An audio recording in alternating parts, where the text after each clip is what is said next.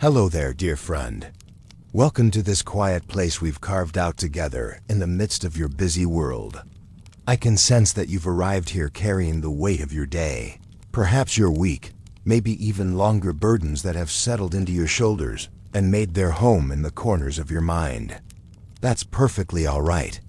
You're exactly where you need to be right now, and there's nothing more you need to do except simply be present with me in this moment. Take just a moment to notice where you are right now. Feel the surface beneath you supporting your body completely. Whether you're lying in your bed, resting on a couch, or finding comfort wherever you happen to be, allow yourself to sink a little deeper into that support. Your body has worked so hard for you today, carrying you through conversations and tasks, decisions and movements. Now it can rest. Now it can simply be held. Let's begin by taking 3 slow, deep breaths together. Don't worry about doing this perfectly. There's no right or wrong way. Just breathe with me. In through your nose, slowly, filling your lungs with fresh, clean air. Hold it gently for just a moment. And now release it through your mouth, letting go of anything you don't need to carry into this peaceful time. That's beautiful. Let's do that again. Breathing in calm, breathing out the day's tensions. One more time, even slower now, breathing in peace, breathing out everything else. I want you to know that you're not alone here tonight. There are others just like you, who have found their way to the same peaceful space. Some are listening for the first time, hearts curious and minds seeking rest. Others have returned, like old friends gathering around a familiar fire. Whether you're new to these moments of sacred rest, or you've been walking this path with us for a while, you belong here completely. Tonight, we're going to take a journey together. Not the kind that requires you to pack bags or make plans or worry about destinations. This is a different kind of traveling. The kind that happens when we allow our spirits to wander freely through time and space, guided by stories that have brought comfort to hearts for thousands of years. We're going to walk back through time, back to dusty roads and ancient hills, to a place where the most extraordinary love story in human history unfolded. You might be wondering how we'll get there from here, how we'll bridge the gap between your modern world of deadlines and notifications, traffic lights and rushing, and step into a time when life moved at the pace of walking feet and the rhythm of seasons. The beautiful truth is that this journey requires no effort from you at all. All you need to do is rest here with me, letting your breathing slow and your muscles soften, while I paint pictures with words that will carry you gently backward through the centuries. As we prepare to leave behind the familiar sounds of your present day, the hum of electronics, the distant traffic, the buzz of a world that never seems to stop moving, allow yourself to imagine that these sounds are gradually fading, becoming quieter and more distant with each breath you take. In their place, different sounds begin to emerge. The gentle bleating of sheep in distant fields, the whisper of wind through olive trees, the soft murmur of voices speaking in ancient languages, carrying stories and songs that have outlasted empires. The air itself seems to change as we step back through time.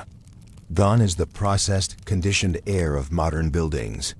Instead, breathe in the clean, dry air of Palestine, warmed by sun and sweetened by wild herbs growing along forgotten paths.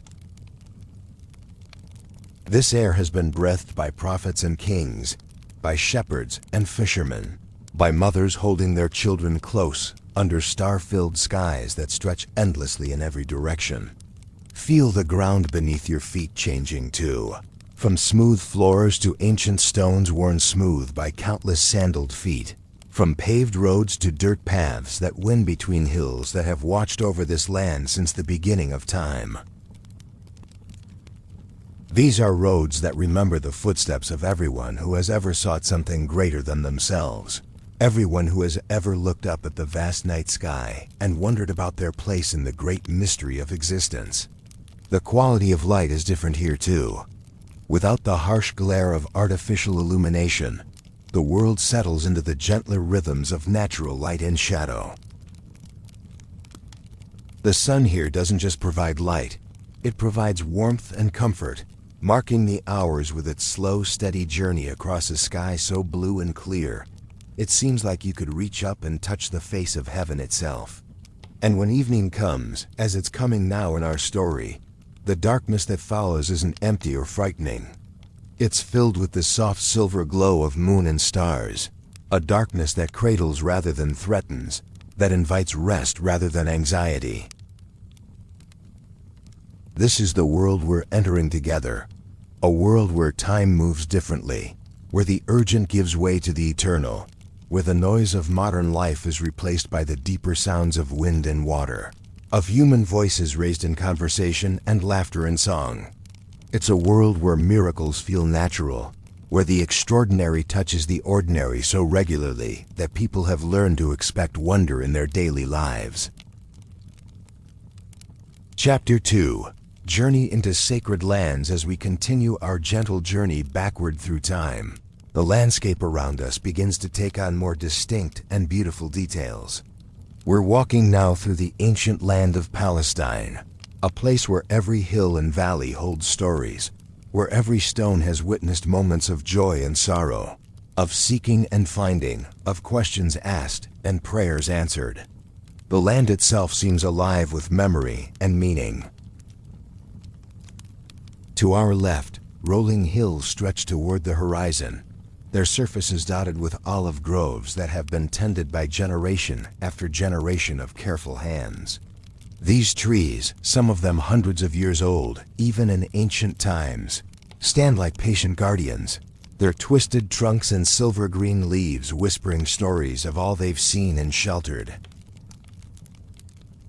Their olives will be pressed into oil that will light lamps in humble homes, oil that will be used to anoint foreheads in blessing, oil that will nourish bodies and spirits alike. To our right, the land slopes gently down toward the Sea of Galilee, that beloved body of water that will play such an important role in our story. Even from this distance, we can catch glimpses of its surface reflecting the late afternoon light like scattered diamonds. This sea, which is really more like a large lake, serves as the beating heart of the region's life.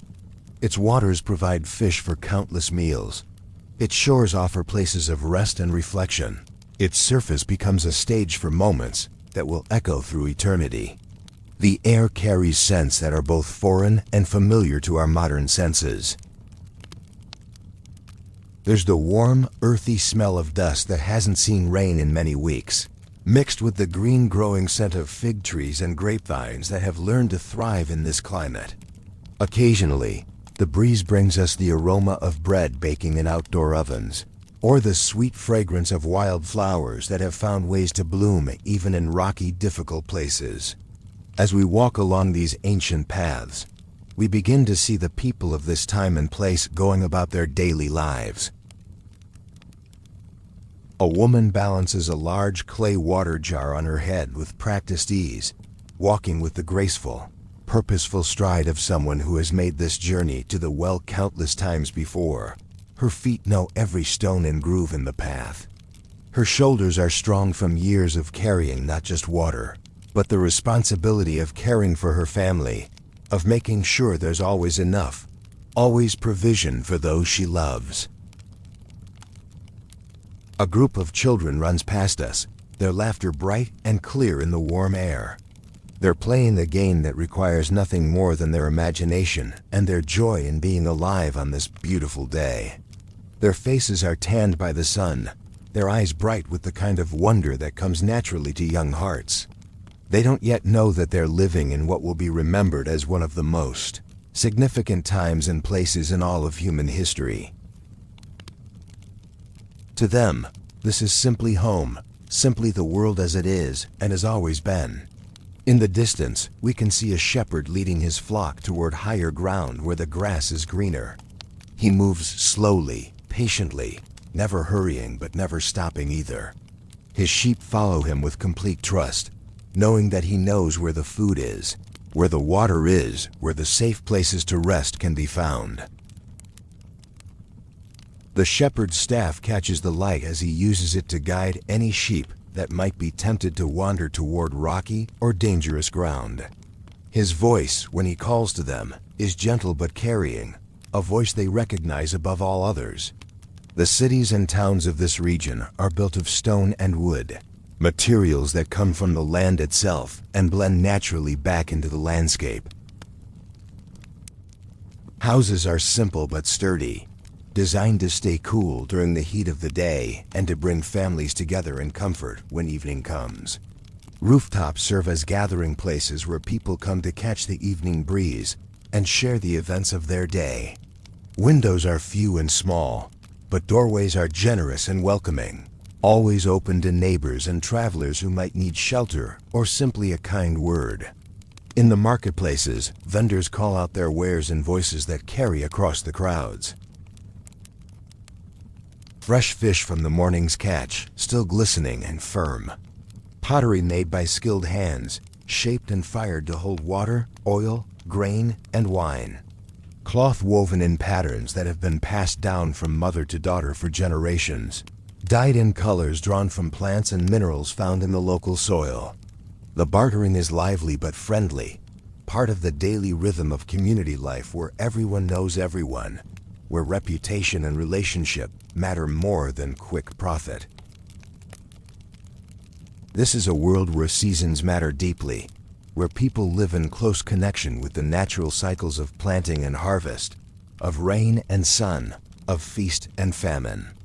It's a world where families stay close to each other, where wisdom is passed down through stories told around evening fires, where the elderly are honored for their memories and experience, where children are treasured as gifts from heaven itself. The religious life of these people is woven seamlessly into their daily existence. Prayer isn't something set aside for special times or special places, though there are certainly those as well. Prayer is as natural as breathing, as constant as the rhythm of work and rest.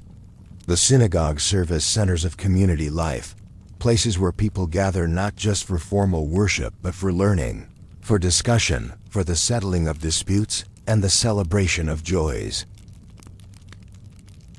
As evening begins to settle over this ancient landscape, oil lamps begin to flicker to life in windows and doorways.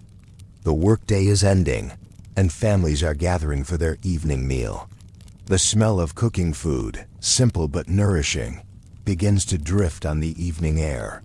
Bread and fish, lentils and vegetables, wine and milk, the basic elements of life shared with gratitude and joy. This is the world into which our story's central figure was born, the world that shaped his understanding of what it means to be human, what it means to love and serve and sacrifice for others. It's a world that may seem simple compared to our modern complexity, but it's rich with the fundamental experiences that connect all human hearts across all times. The need for love, for purpose, for community, for hope. Chapter 3. The Man from Nazareth, in this ancient world we've been exploring together. In a small hill town called Nazareth, that most people of that time would have considered quite unremarkable, a child was born who would change everything. Nazareth wasn't a place that anyone expected great things to come from.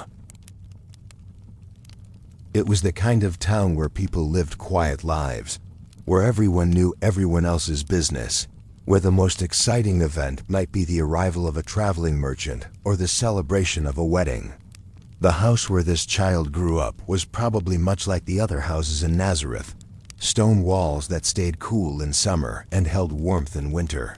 A flat roof where the family could go in the evening to watch the stars appear one by one in the vast desert sky.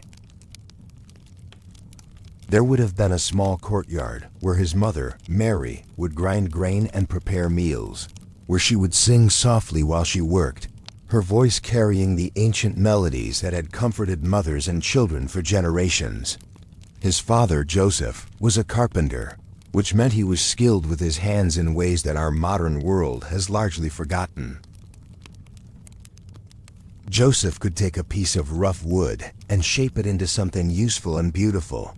A table where a family would share thousands of meals. A door that would welcome friends and protect loved ones. A yoke that would help oxen work together to plow fields and bring forth harvest.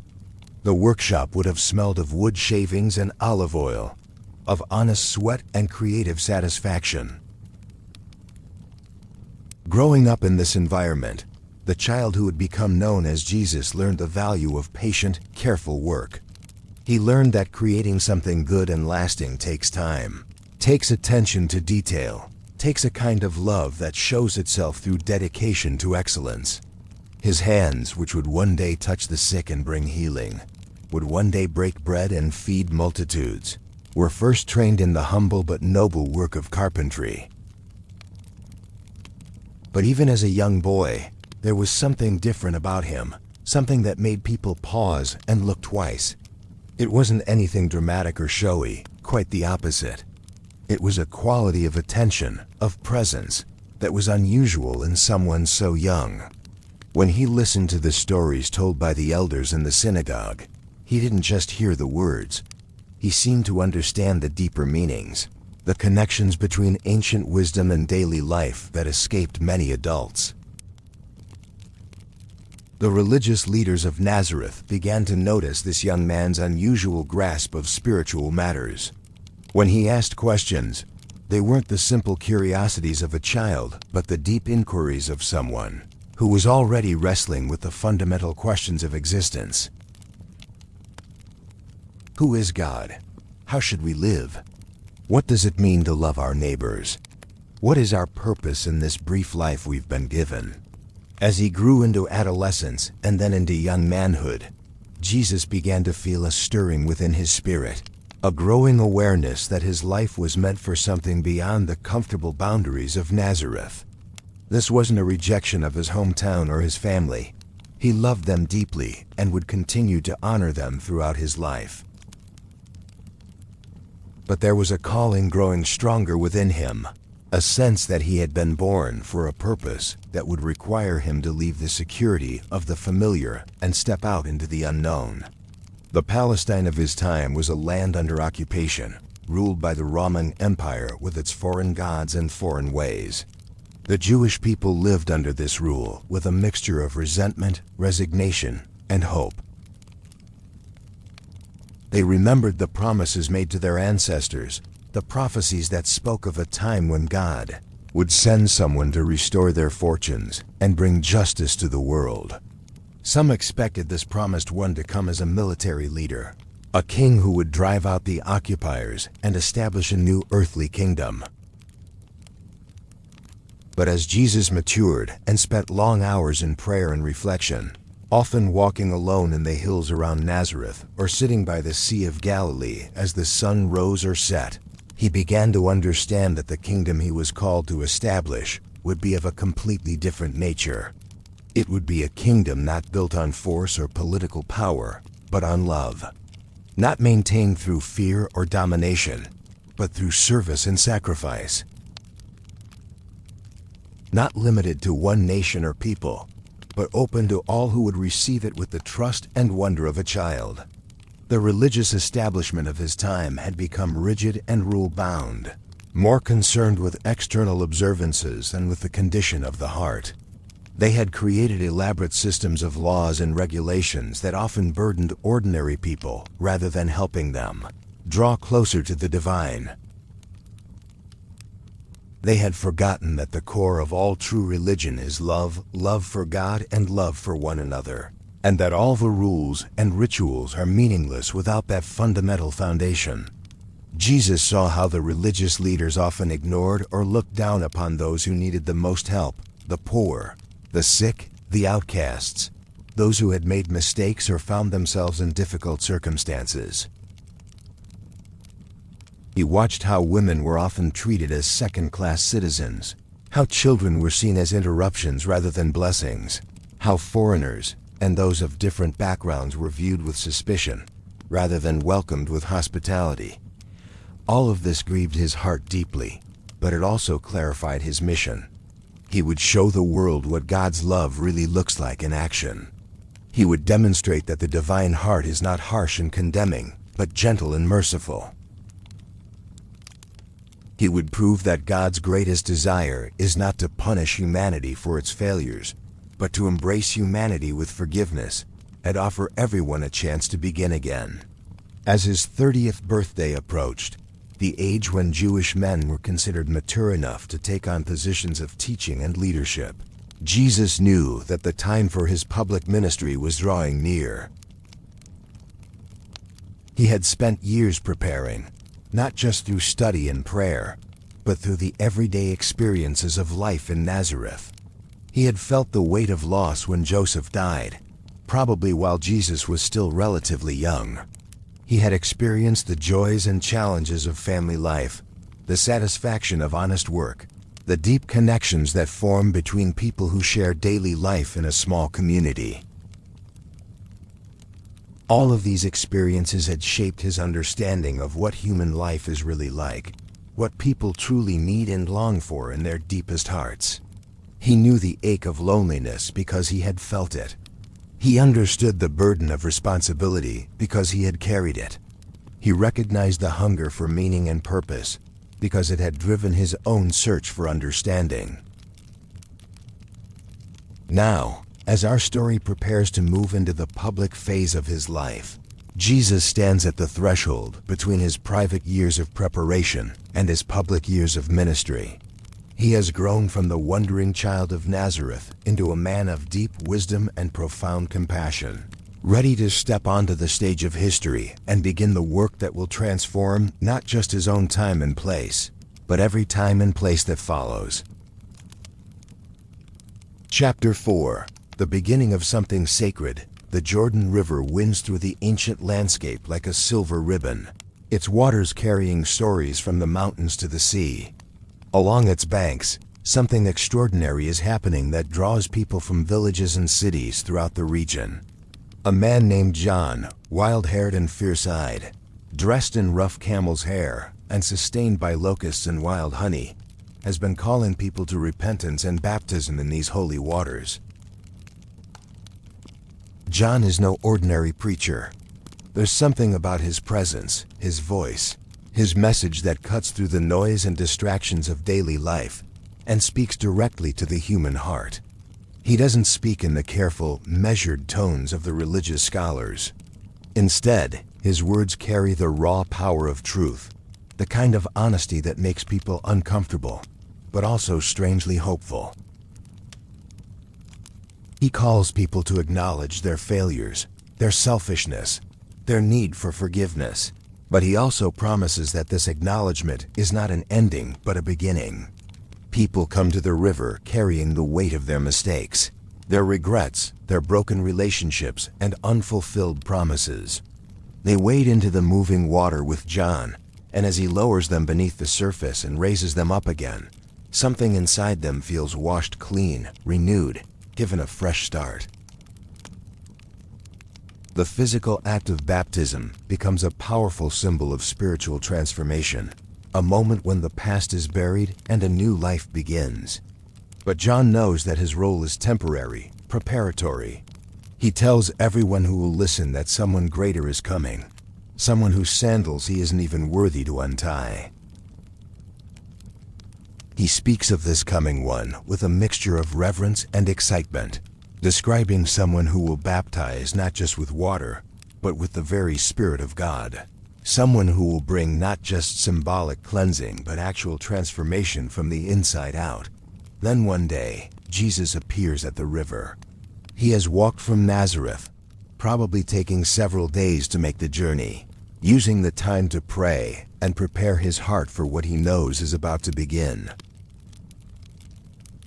When John sees him approaching, something in the Baptist spirit recognizes this as the moment he has been preparing for his entire life. This is the one. This is why he was called to the wilderness, why he was given this ministry of preparation. But when Jesus asks to be baptized, John is confused, even reluctant. He knows that Jesus has no sins to confess, no failures that need washing away. If anything, John feels that he should be asking Jesus to baptize him. But Jesus gently insists, explaining that this baptism is not about personal cleansing, but about public identification with humanity's need for renewal, about beginning his ministry in the same way he will conduct it, by standing with people in their deepest needs rather than above them in judgment. As Jesus steps into the Jordan's waters, something in the spiritual atmosphere begins to shift and change. The people gathered along the banks might not fully understand what they're witnessing, but they sense that this is no ordinary baptism. When John lowers Jesus beneath the surface and raises him up again, the heavens seem to open. Some witnesses later describe seeing what looked like a dove descending. Others speak of light brighter than sunlight, but gentle enough to look upon directly. And then there is a voice not audible to everyone, but clear enough to those whose hearts are prepared to hear it. "This is my beloved Son, in whom I am well pleased." The words carry love so deep and pure that they seem to transform the very air around them. This is not just the beginning of a ministry. It's the public announcement of a love relationship that has existed from before time began. A love that is about to be demonstrated in ways the world has never seen. After his baptism, Jesus doesn't immediately begin preaching and teaching. Instead, he withdraws to the wilderness for a time of fasting and prayer, a period of intense spiritual preparation for the work ahead.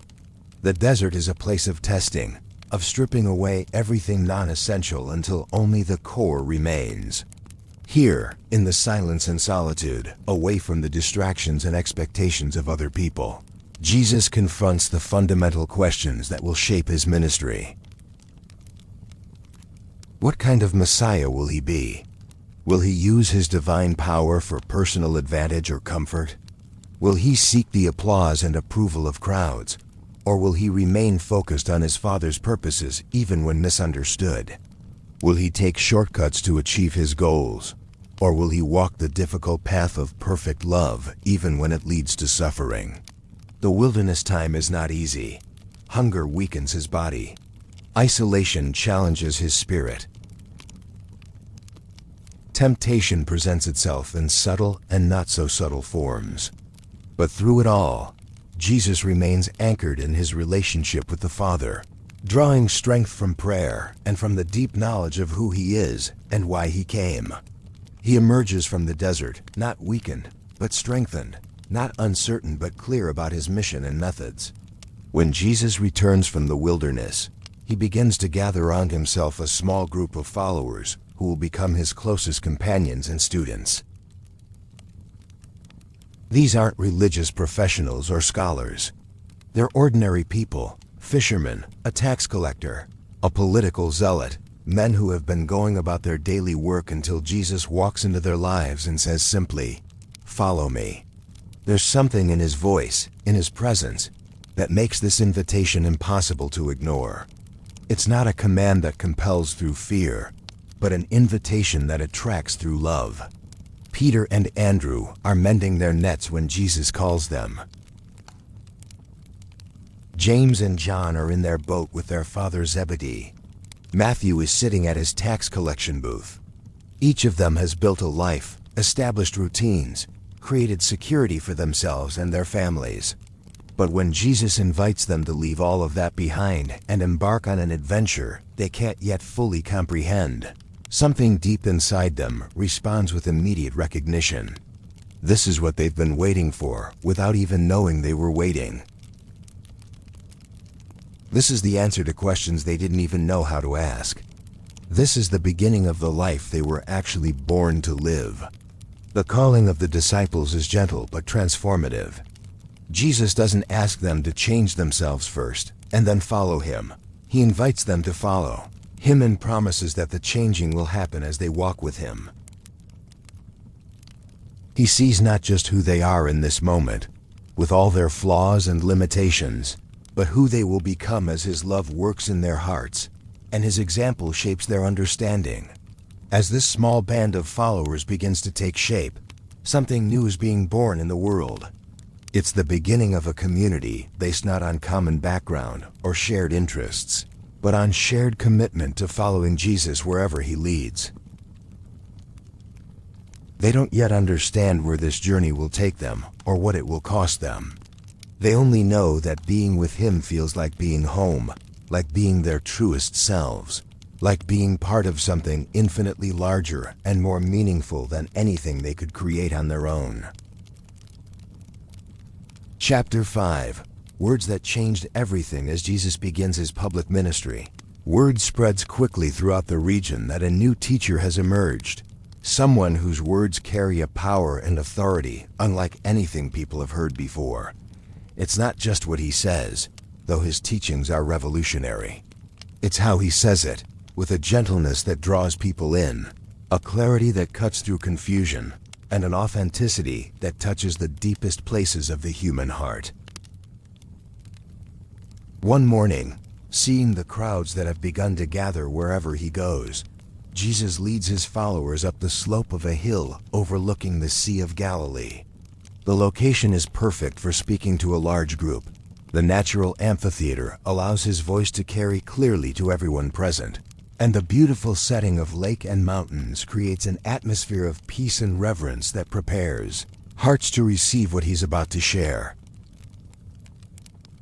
As people settle themselves on the grassy hillside, some sitting cross-legged on the ground, others leaning against rocks or trees, children finding spots close to their parents, Jesus looks out over the sea of faces before him. He sees fishermen with weathered hands and sun-darkened skin. He sees mothers holding babies, young people full of questions and energy, elderly folks who have lived long enough to be skeptical of most promises, but who sense something different in this teacher.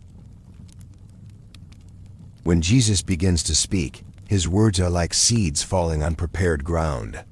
"Blessed are the poor in spirit," he says, "for theirs is the kingdom of heaven." Right from the beginning, he's turning the world's values upside down. In a culture that prizes strength, confidence, and self-sufficiency, Jesus declares that those who recognize their spiritual poverty, their deep need for God's grace, are the truly fortunate ones. "Blessed are those who mourn," he continues, "for they will be comforted." The words wash over the crowd like balm on wounds. So many of these people carry grief in their hearts, for loved ones lost, for dreams that have died, for the pain and injustice they see in the world around them. Jesus doesn't minimize their sorrow or tell them to get over it. Instead, he promises that their tears are seen and that comfort will come. "Blessed are the meek, for they will inherit the earth." This statement would have been shocking to many in his audience. The meek don't inherit anything in the world they know. The strong take what they want. The powerful dominate the weak. The aggressive get ahead while the gentle are pushed aside. But Jesus is describing a different kind of kingdom, where gentleness is strength and humility is the path to true greatness. Each beatitude builds on the last, painting a picture of what life looks like when it's lived in alignment with God's heart. "Blessed are those who hunger and thirst for righteousness, for they will be filled." Jesus sees the deep longing in human hearts for things to be made right, for justice to prevail, for goodness to triumph over evil. He promises that this hunger is not in vain, that those who seek righteousness will find their deepest desires satisfied. "Blessed are the merciful, for they will be shown mercy." In a world that often operates on the principle of an eye for an eye, Jesus introduces the radical concept that mercy shown to others comes back to bless the one who gives it. Forgiveness isn't just a gift we offer to those who have wronged us. It's a gift we give to ourselves, freeing our own hearts from the poison of resentment and revenge. "Blessed are the pure in heart, for they will see God." The religious leaders of Jesus' time focus heavily on external cleanliness, on following ritual washing and dietary laws. But Jesus points to a deeper kind of purity, a cleanliness of motive and intention that allows spiritual eyes to see spiritual realities. Those whose hearts are not divided by mixed motives or selfish agendas will have clear vision to perceive God's presence and work in the world. Blessed are the peacemakers, for they will be called children of God. This isn't just about avoiding conflict or staying out of disagreements. Jesus is describing people who actively work to bring reconciliation, who build bridges instead of walls, who choose to be agents of healing in a broken world. These peacemakers reflect the very nature of God, who is constantly working to restore broken relationships and bring harmony out of discord. Blessed are those who are persecuted because of righteousness, for theirs is the kingdom of heaven. Jesus doesn't promise his followers an easy life. He knows that standing up for what's right, living according to God's values in a world that often rejects those values, will sometimes result in opposition and suffering. But he assures them that those who endure persecution for the sake of righteousness are in good company. The prophets before them faced the same opposition, and their reward in heaven is great. As Jesus speaks these words, something profound is happening in the hearts of his listeners. They're hearing a completely different vision of what it means to be blessed, what it means to live a meaningful life. Instead of the world's message that happiness comes through wealth, power, popularity, and personal success, Jesus is describing blessedness that comes through humility, compassion, integrity, and service to others. But the Sermon on the Mount doesn't stop with the Beatitudes. Jesus continues to unfold his revolutionary teaching, addressing everything from anger and forgiveness to love for enemies, from worry about material needs to the proper spirit of prayer. He teaches them to pray what will become known as the Lord's Prayer, a simple but profound request that covers every essential human need. Our Father in heaven, hallowed be your name. Your kingdom come. Your will be done on earth as it is in heaven. Give us today our daily bread. Forgive us our debts, as we also have forgiven our debtors. And lead us not into temptation, but deliver us from the evil one. When Jesus talks about loving enemies, the crowd grows very quiet. This is perhaps the most challenging thing he has said yet. Love those who hate you. Pray for those who persecute you. Do good to those who treat you badly. It goes against every natural instinct, every cultural norm, every practical consideration. But Jesus explains that this is what makes his followers different, what reveals them to be children of their heavenly Father, who causes his sun to rise on the evil and the good, and sends rain on the righteous and the unrighteous. Throughout his sermon, Jesus uses images and examples that his listeners can easily understand. He talks about salt and light, about building houses on solid foundations, about trees and their fruit. He doesn't speak in complicated theological terms, but in the simple, concrete language of everyday life. Yet somehow, these simple words carry depths of meaning that people will be exploring and discovering for centuries to come. When Jesus finishes speaking and makes his way down from the hill, the crowds follow him in a kind of stunned silence. They have never heard anyone teach with such authority, such clarity, such perfect balance of truth and love. The religious teachers they're used to quote other authorities, build their teachings on traditions and interpretations handed down through generations. But Jesus speaks as if he has direct access to the heart of God, as if he knows personally the one who created and sustains the universe. Chapter 6. Miracles of Compassion. As Jesus travels from town to town throughout Galilee, teaching and preaching about the kingdom of heaven, something else begins to happen that amazes everyone who witnesses it. The same love and power that flows through his words begins to manifest itself in miraculous healings and supernatural demonstrations of compassion. But these aren't theatrical displays designed to impress crowds or prove his credentials. Instead, each miracle springs from Jesus' genuine concern for human suffering and his deep desire to bring wholeness to broken lives. One day, as Jesus is teaching in a house in Capernaum, the room becomes so crowded that no one else can enter through the door. Word has spread about this remarkable teacher, and people have come from villages throughout the region to hear him speak. Some have traveled for days, walking dusty roads with hope growing stronger with each step.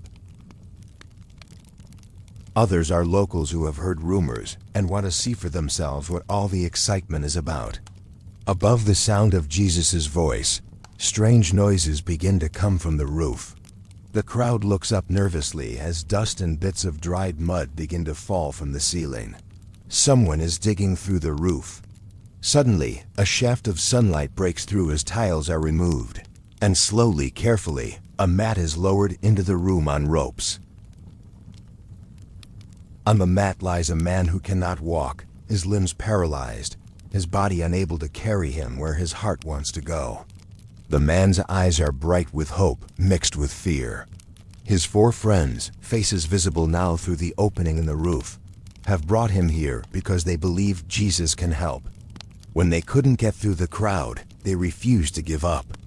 Instead, they climbed onto the roof, broke through the tiles, and lowered their friend directly into Jesus' presence. Their faith is audacious, determined, unwilling to let obstacles stop them from bringing their friend to the one they believe can make him whole. Jesus looks at the paralyzed man, then up at the faces of his friends peering through the roof, and his heart is touched by their faith. But instead of immediately healing the man's body, Jesus says something that shocks everyone in the room. "Son, your sins are forgiven." The religious leaders present begin to grumble among themselves. Who is this man to claim the authority to forgive sins? Only God can do that, and this carpenter's son from Nazareth is claiming divine prerogatives. Jesus knows their thoughts, and he poses a question that cuts to the heart of the matter.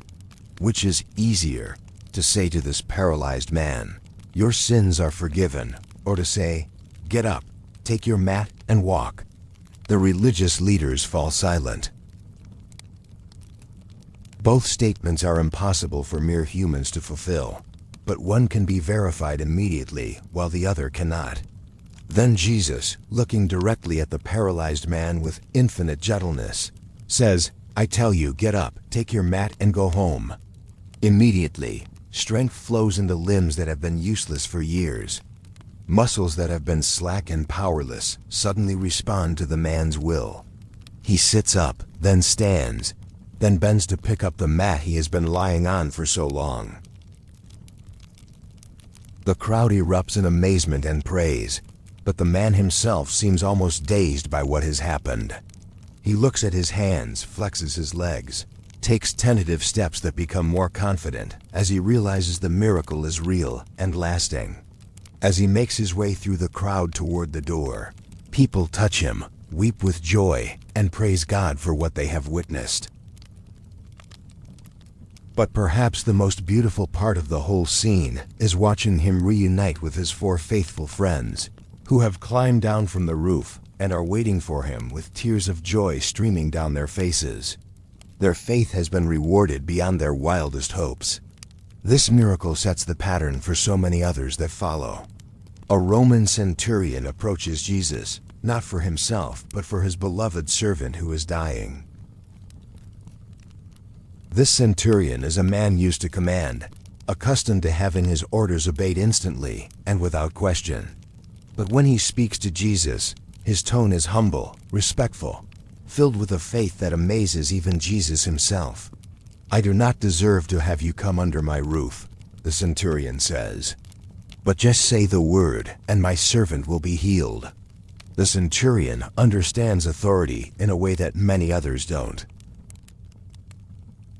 He recognizes that Jesus operates under the authority of heaven itself, and that this authority doesn't require physical presence to be effective. Jesus is so moved by this demonstration of faith that he declares he hasn't found such trust anywhere in Israel.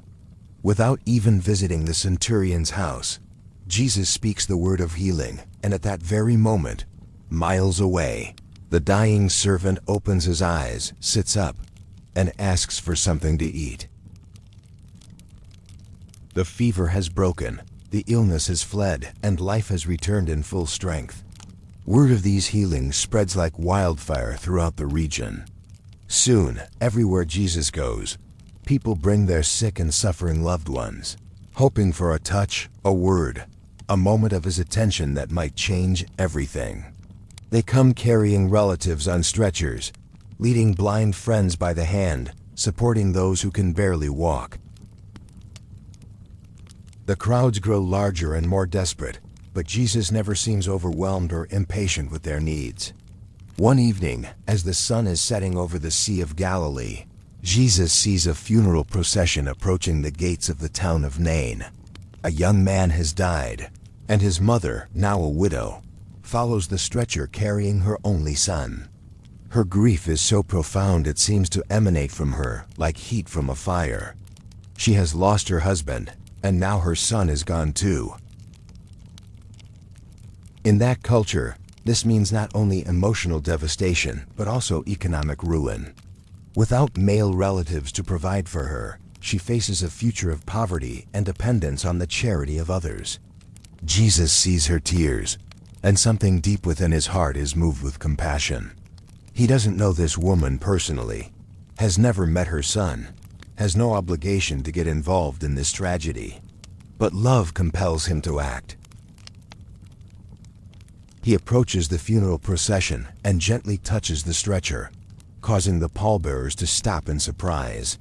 Then, speaking directly to the dead young man, Jesus says simply, "Young man, I say to you, get up." The effect is immediate and astounding. The young man sits up and begins to speak, very much alive and completely whole. Jesus helps him down from the stretcher and presents him to his mother, whose tears of grief instantly transform into tears of overwhelming joy. The crowd that has gathered around the funeral procession stands in stunned silence for a moment, then erupts in praise and amazement. They have witnessed something that defies all natural law, something that speaks of power over life and death itself. But perhaps even more amazing than the miracle itself is the tenderness with which Jesus reunites mother and son. He doesn't step back and accept the crowd's worship.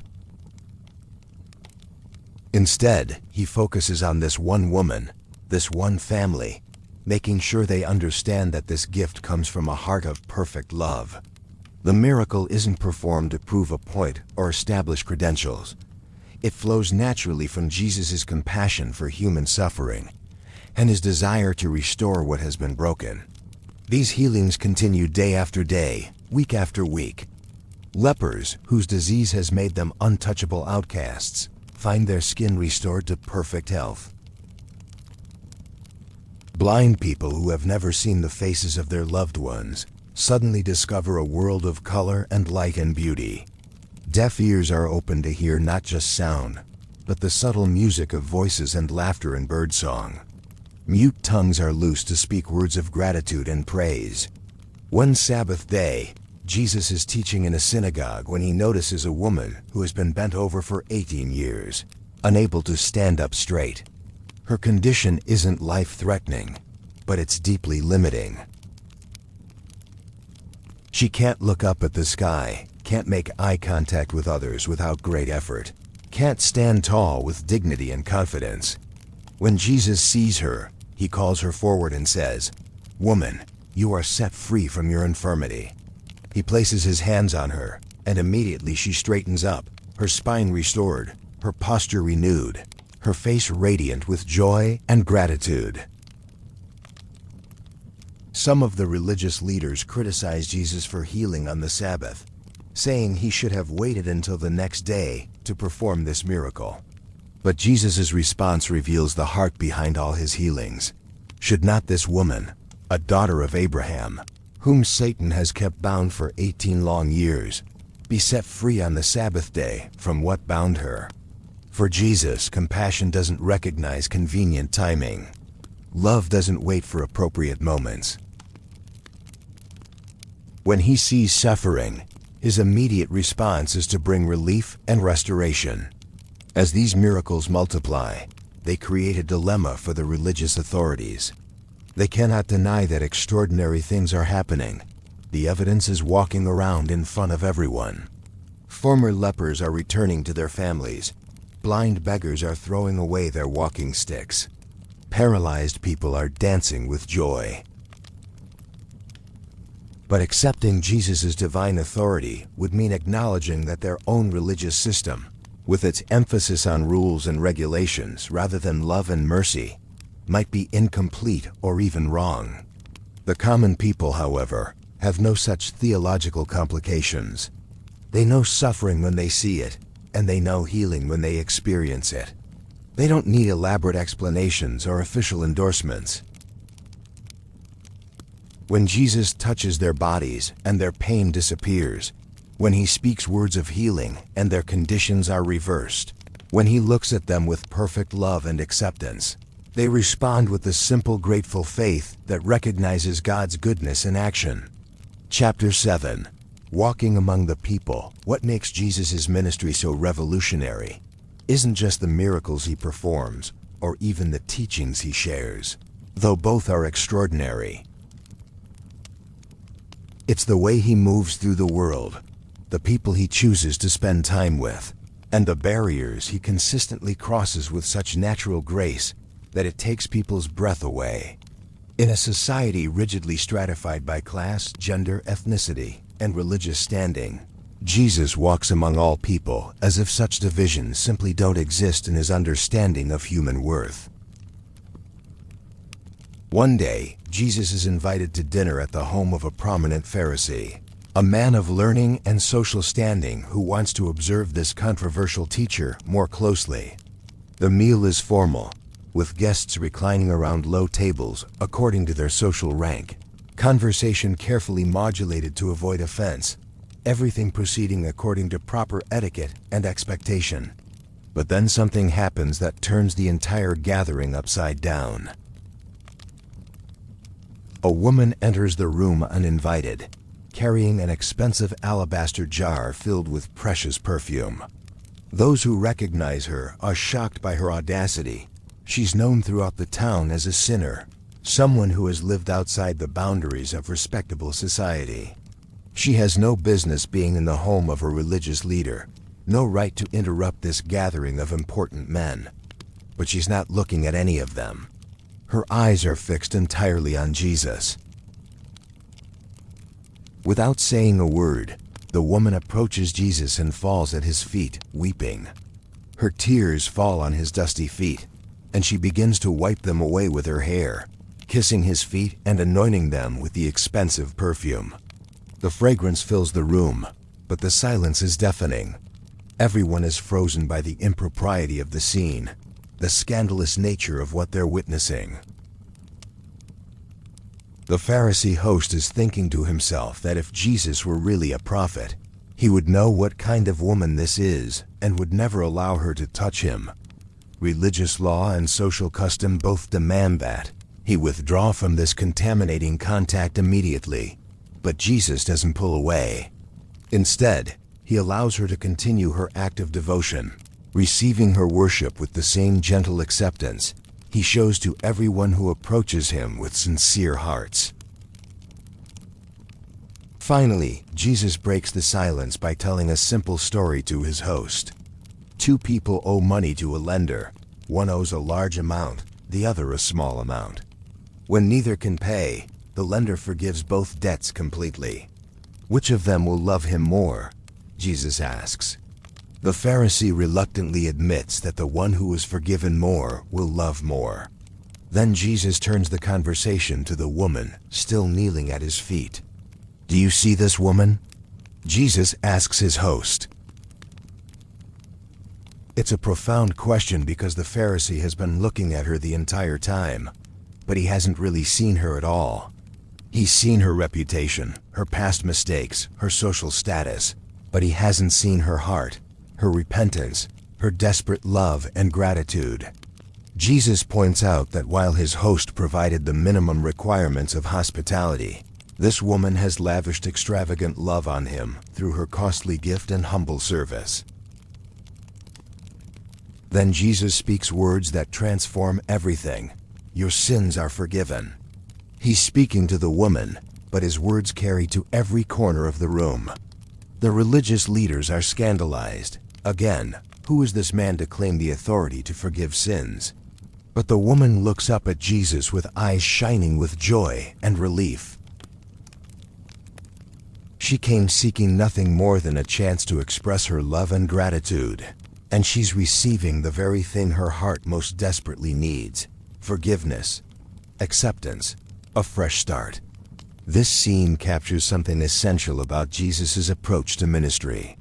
He doesn't wait for people to clean themselves up before approaching him. He doesn't require them to meet certain moral standards or demonstrate their worthiness through good behavior. Instead, he meets people exactly where they are, in their brokenness and need, and offers them the love and forgiveness that enables them to become who God created them to be. Children seem to understand this intuitively. They're drawn to Jesus like flowers turning toward the sun, sensing in him a safety and acceptance that allows them to be completely themselves. One day, parents begin bringing their little ones to Jesus, hoping he might bless them with a touch or a word. The disciples, thinking they're protecting Jesus from unnecessary interruptions, try to shoo the children away. Important spiritual work is happening here, they reason, and children are just a distraction. But Jesus stops his disciples with words that reveal his heart. "Let the little children come to me, and do not hinder them, for the kingdom of heaven belongs to such as these." He takes the children in his arms, places his hands on them in blessing, and speaks to them with the same attention and respect he gives to adults. In doing so, he's making a profound statement about the nature of spiritual truth. It's not accessed through sophisticated theological knowledge or impressive religious credentials, but through the simple, trusting faith that comes naturally to children. Tax collectors, who are despised by their fellow Jews for collaborating with the Roman occupiers and for often cheating people in their collections, find themselves welcomed into Jesus' circle. When he calls Matthew from his tax booth, the man immediately leaves his lucrative but socially damning profession to follow this teacher who sees something worthwhile in him that others have missed. Matthew's response is to throw a great feast, inviting all his tax collector friends and other social outcasts to meet Jesus.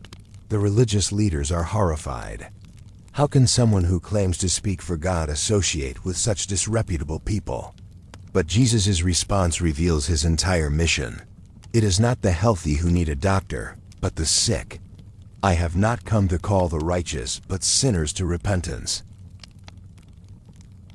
He hasn't come to congratulate those who already think they're spiritually healthy. He's come to bring healing to those who know they're broken and desperately need restoration.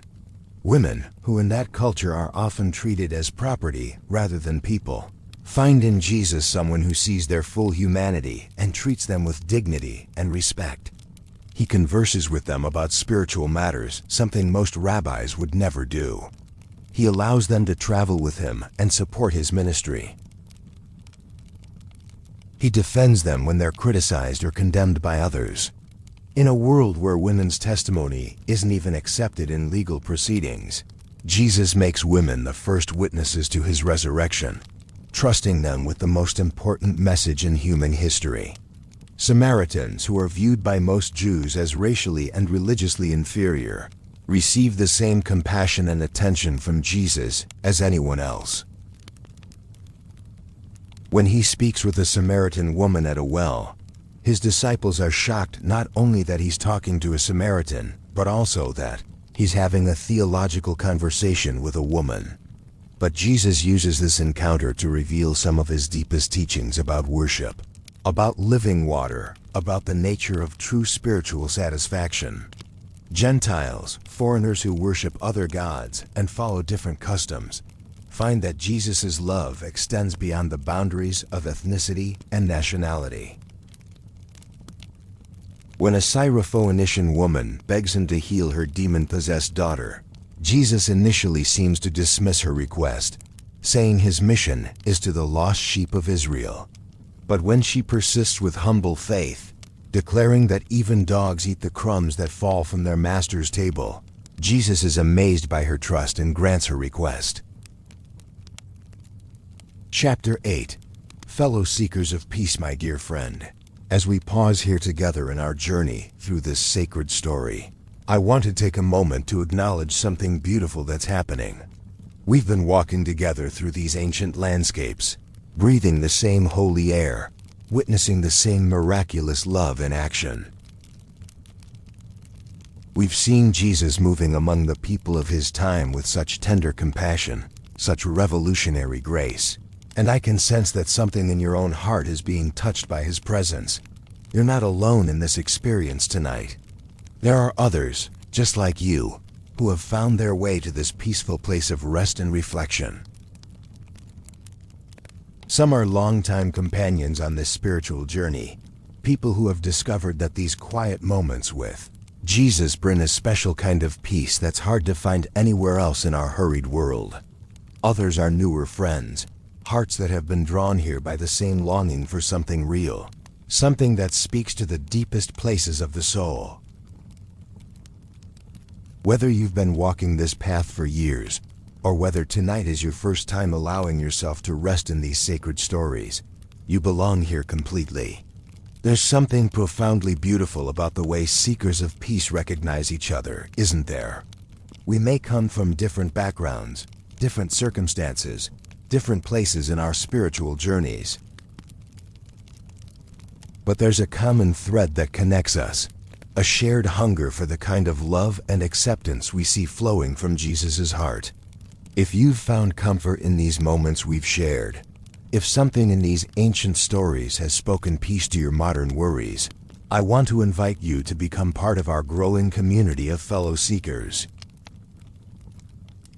By subscribing to our journey together, you're not just accessing more content, you're joining a family of people who understand that spiritual rest isn't a luxury, but a necessity.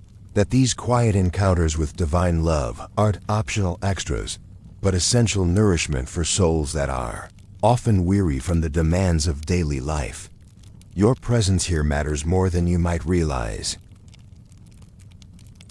When you choose to walk with us through these sacred stories, when you allow your heart to be touched by the same love that transformed fishermen into apostles and outcasts into beloved children, you're participating in something that transcends time and space. You're connecting with the very heart of God, and that connection ripples out in ways that bless not just your own life, but the lives of everyone you encounter. I'd love to hear from you in the comments below these peaceful stories. What moments in Jesus' ministry speak most deeply to your heart? Which of his encounters with broken and hurting people reminds you of your own need for his touch? Are there particular struggles or burdens you're carrying that make his compassion especially meaningful to you right now? Sharing these reflections doesn't just help us get to know each other better. It creates a tapestry of testimony that encourage every heart that reads it.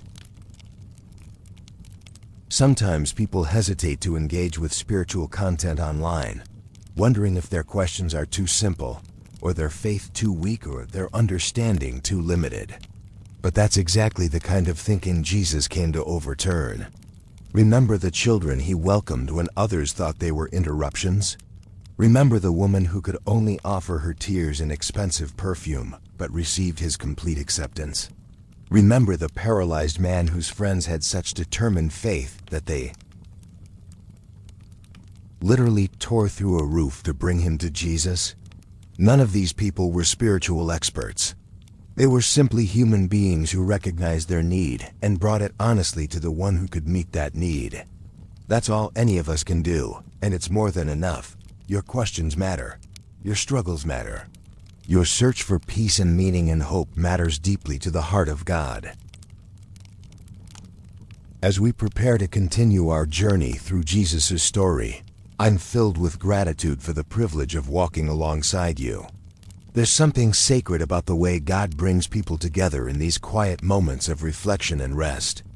You might be listening alone in your bedroom, but you're connected to hearts all around the world who are sharing this same experience of encountering divine love through ancient stories told with gentle voices and peaceful tones.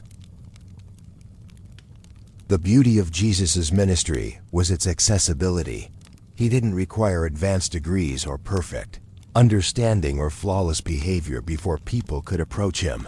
He simply invited them to come as they were, bringing whatever they had to offer, trusting that his love was big enough to cover their inadequacies, and his grace was strong enough to transform their weaknesses into strengths. That same invitation is extended to you tonight. You don't need to have everything figured out before you can be part of this community of seekers. You don't need to understand every theological concept, or have perfect faith, or live a sinless life. You simply need to recognize, as Jesus' first followers did, that there's something in his presence that your soul desperately needs. Something in his love that satisfies hungers you might not even have words to describe. So as we continue walking together through these sacred stories, know that you're welcomed not as a stranger, but as a beloved friend. Not as someone who needs to prove their worthiness, but as someone whose presence enriches our shared journey toward the heart of divine love.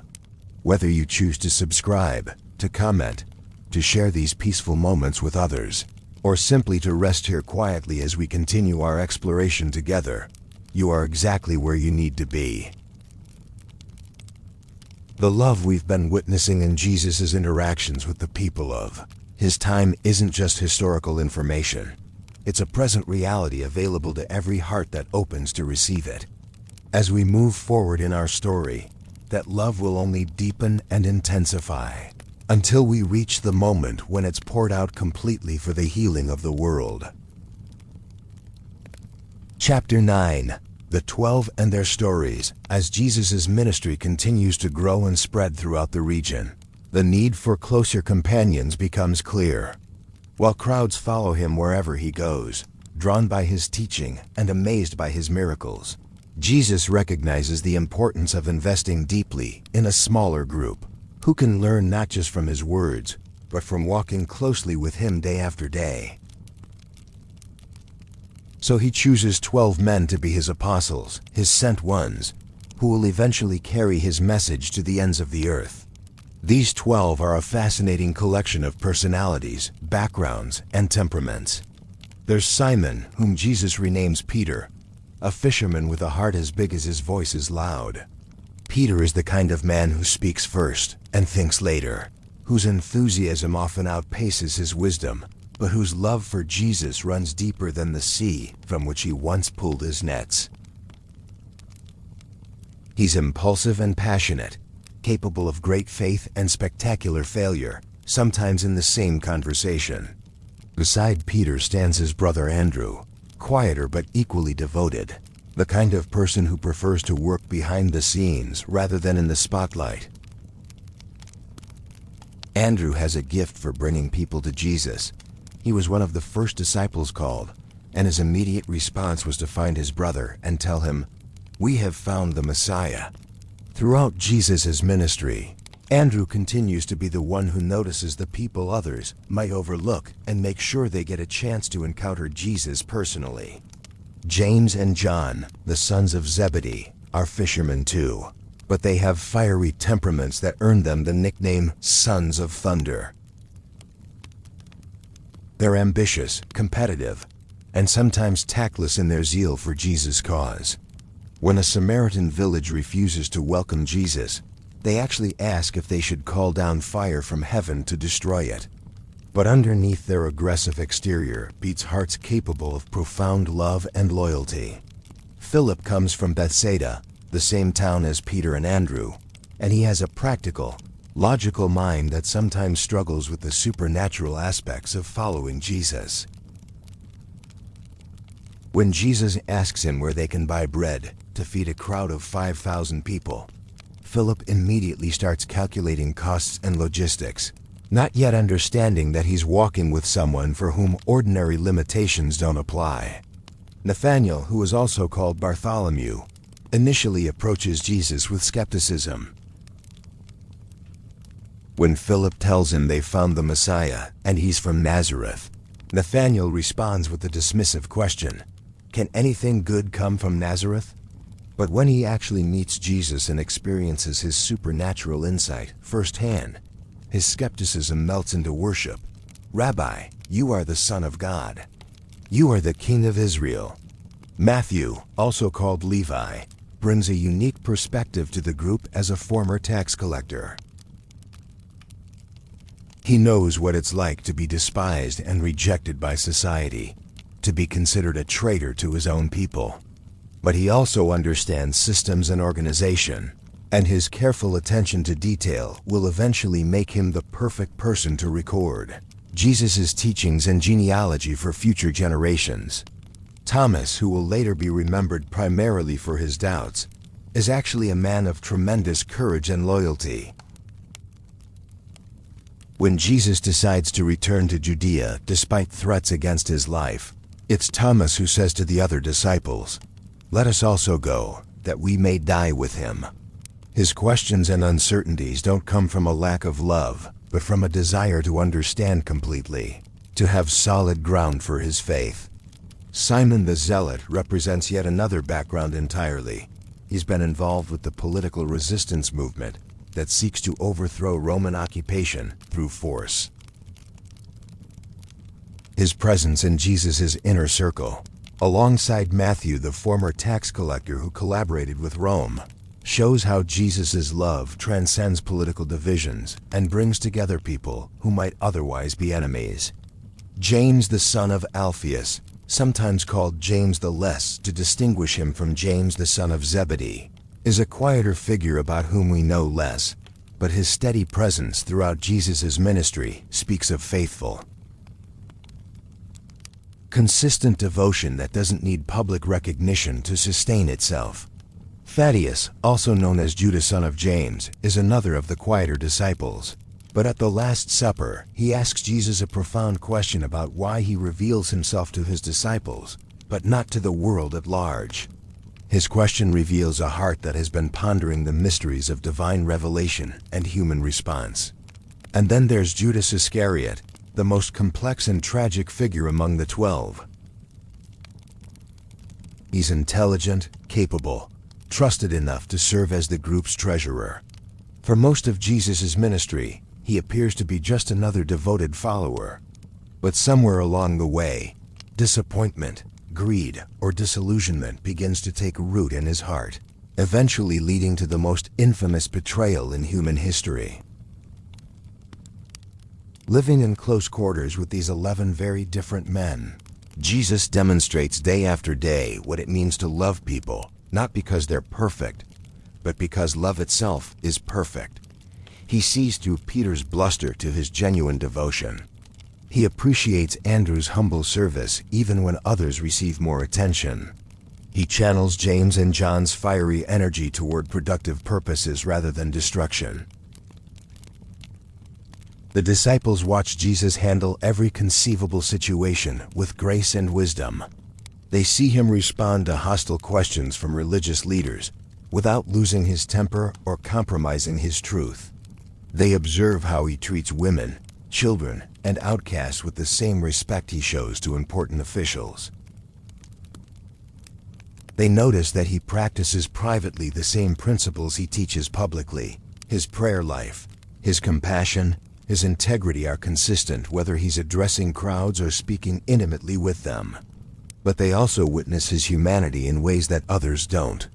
They see him weary after long days of ministry, hungry when he's been so focused on feeding others that he's forgotten to eat, sorrowful when he weeps over Jerusalem's resistance to God's love.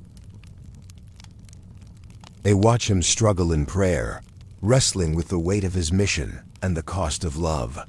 They observe that being the Son of God doesn't exempt him from the full range of human experience.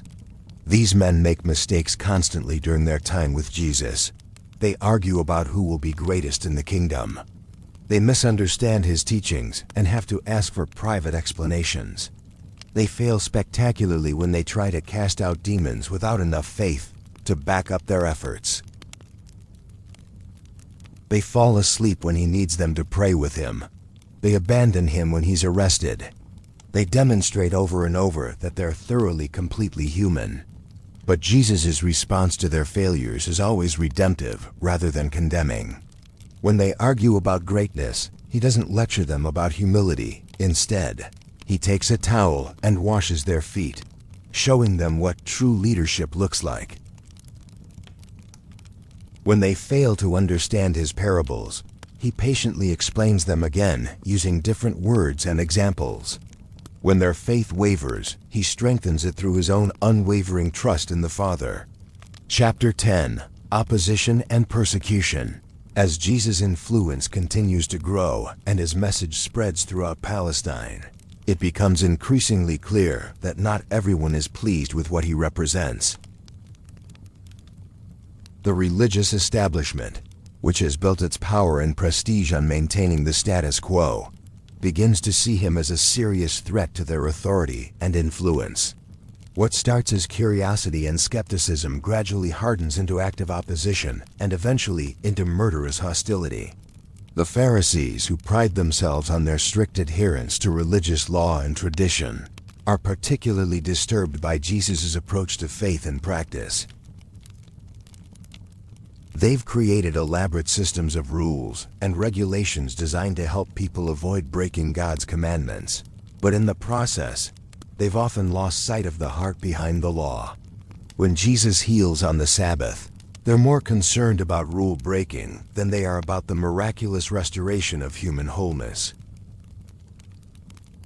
The Sadducees, who control the temple and benefit financially from the religious system as it exists, see Jesus as a threat to their economic interests and political stability. They don't believe in resurrection or angels or supernatural intervention in human affairs, so Jesus' miracles and teachings about eternal life challenge their fundamental worldview. More practically, they worry that his growing popularity might provoke Roman intervention that could destroy their carefully negotiated arrangements with the occupying powers.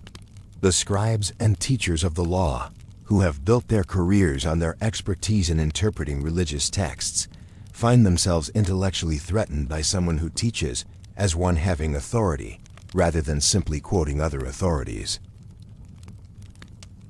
Jesus doesn't need to cite precedents or reference other rabbis to support his teachings.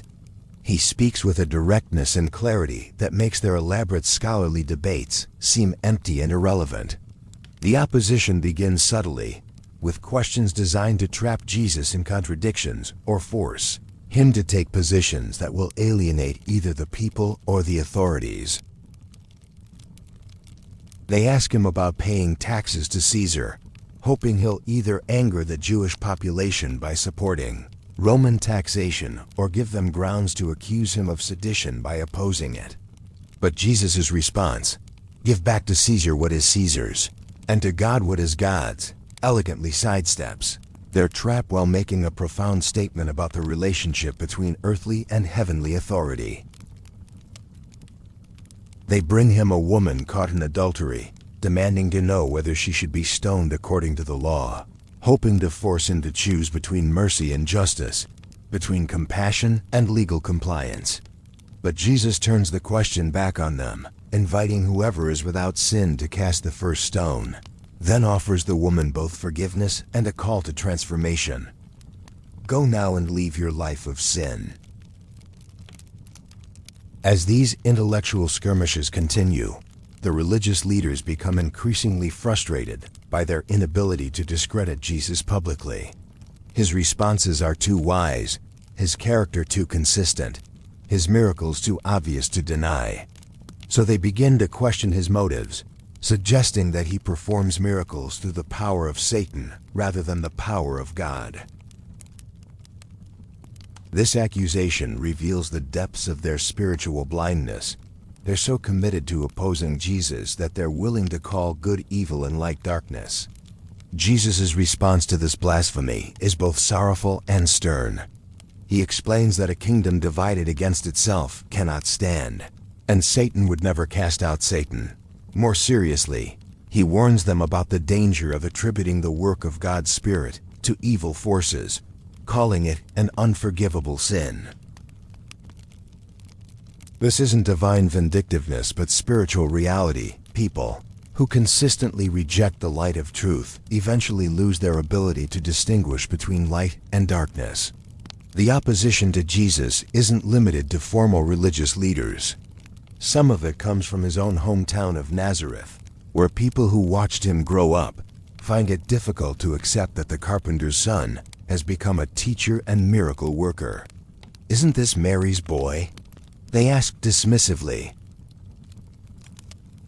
"Where did this man get these things?" Their familiarity breeds contempt, and their lack of faith actually limits Jesus' ability to perform miracles among them. Political opposition also begins to emerge. Herod Antipas, who rules Galilee under Roman authority, becomes nervous about Jesus' growing popularity. Herod has already executed John the Baptist, and now he wonders if Jesus might be John raised from the dead, or another prophet who could threaten his tenuous hold on power. The crowds that follow Jesus could easily become political rallies, and political rallies make Roman governors very nervous. Some of the opposition comes from sincere religious conviction. There are people who genuinely believe that Jesus' claims are blasphemous, that his casual attitude towards certain traditional practices is dangerous, that his influence is leading people away from true faith rather than toward it. These opponents aren't necessarily evil or power-hungry. They're people who love God and want to protect what they see as divine truth from what they perceive as dangerous innovation. But regardless of the motives behind the opposition, its effects on Jesus and his followers are real and painful. Wherever he goes, hostile questioners try to trap him with trick questions. Religious leaders whisper poison about him in synagogues and marketplaces. Former friends and neighbors turn against him. The stress of constant scrutiny and criticism begins to take its toll. The disciples, too, feel the pressure of association with their increasingly controversial teacher. Their families worry about them. Their former associates distance themselves. Some potential followers are deterred by the growing hostility surrounding Jesus' ministry. Following him requires courage as well as faith, commitment as well as belief. Yet through all of this opposition, Jesus maintains his character and his mission. He doesn't respond to attack with counterattack, to hostility with hostility. He continues to heal the sick, teach the crowds, and show love even to those who oppose him. When religious leaders challenge him, he responds with patience and wisdom. When they accuse him falsely, he answers with truth. When they plot against him, he continues to offer them the same grace he offers everyone else. This response to persecution becomes a powerful teaching tool for his disciples. They watch him demonstrate in the most difficult circumstances the very principles he's been teaching them. Love your enemies. Pray for those who persecute you. Turn the other cheek. Overcome evil with good. His life becomes a living illustration of the radical love he calls them to embrace. The growing opposition also serves to clarify the choice that every person must make regarding Jesus. It becomes increasingly impossible to remain neutral about him. His claims are too dramatic, his character too compelling, his miracles too obvious for casual indifference. People must either accept him or reject him, follow him or oppose him, worship him or dismiss him. As the conflict intensifies, Jesus begins to prepare his disciples for what lies ahead. He tells them plainly that following him will involve suffering, that the world will hate them as it hates him, that they should expect persecution rather than popularity. But he also assures them that this suffering has meaning and purpose, that it participates in God's larger plan for the redemption of the world. Chapter 11. The final journey to Jerusalem. The time has come for Jesus to set his face toward Jerusalem, and everyone who knows him can sense that something fundamental is shifting in his ministry. The casual wandering through Galilee, the impromptu teaching sessions by the sea, the relaxed meals with friends and followers, All of this is drawing to a close as Jesus begins what he knows will be his final journey to the holy city where prophets come to die and where God's ultimate plan of redemption will be fulfilled. Jesus has been preparing his disciples for this moment, though they haven't fully understood what he's been trying to tell them. He's spoken repeatedly about his coming suffering, death, and resurrection, but these predictions have seemed so incompatible with their expectations of the Messiah that the words have bounced off their minds like stones skipping across water. They expect Jesus to enter Jerusalem in triumph, to claim his rightful throne, to establish the kingdom of Israel and drive out the Roman occupiers. The idea that he would voluntarily submit to suffering and death simply doesn't fit their understanding of how God's plan should unfold. As they walk the dusty roads leading south from Galilee toward Judea, Jesus moves with a determination and focus that's different from anything his followers have seen before. There's an urgency in his step, a gravity in his expression, that makes even casual conversations feel weighted with significance. He knows what awaits him in Jerusalem: the betrayal, the trials, the crucifixion, but also the resurrection and the completion of his mission to bring salvation to all humanity.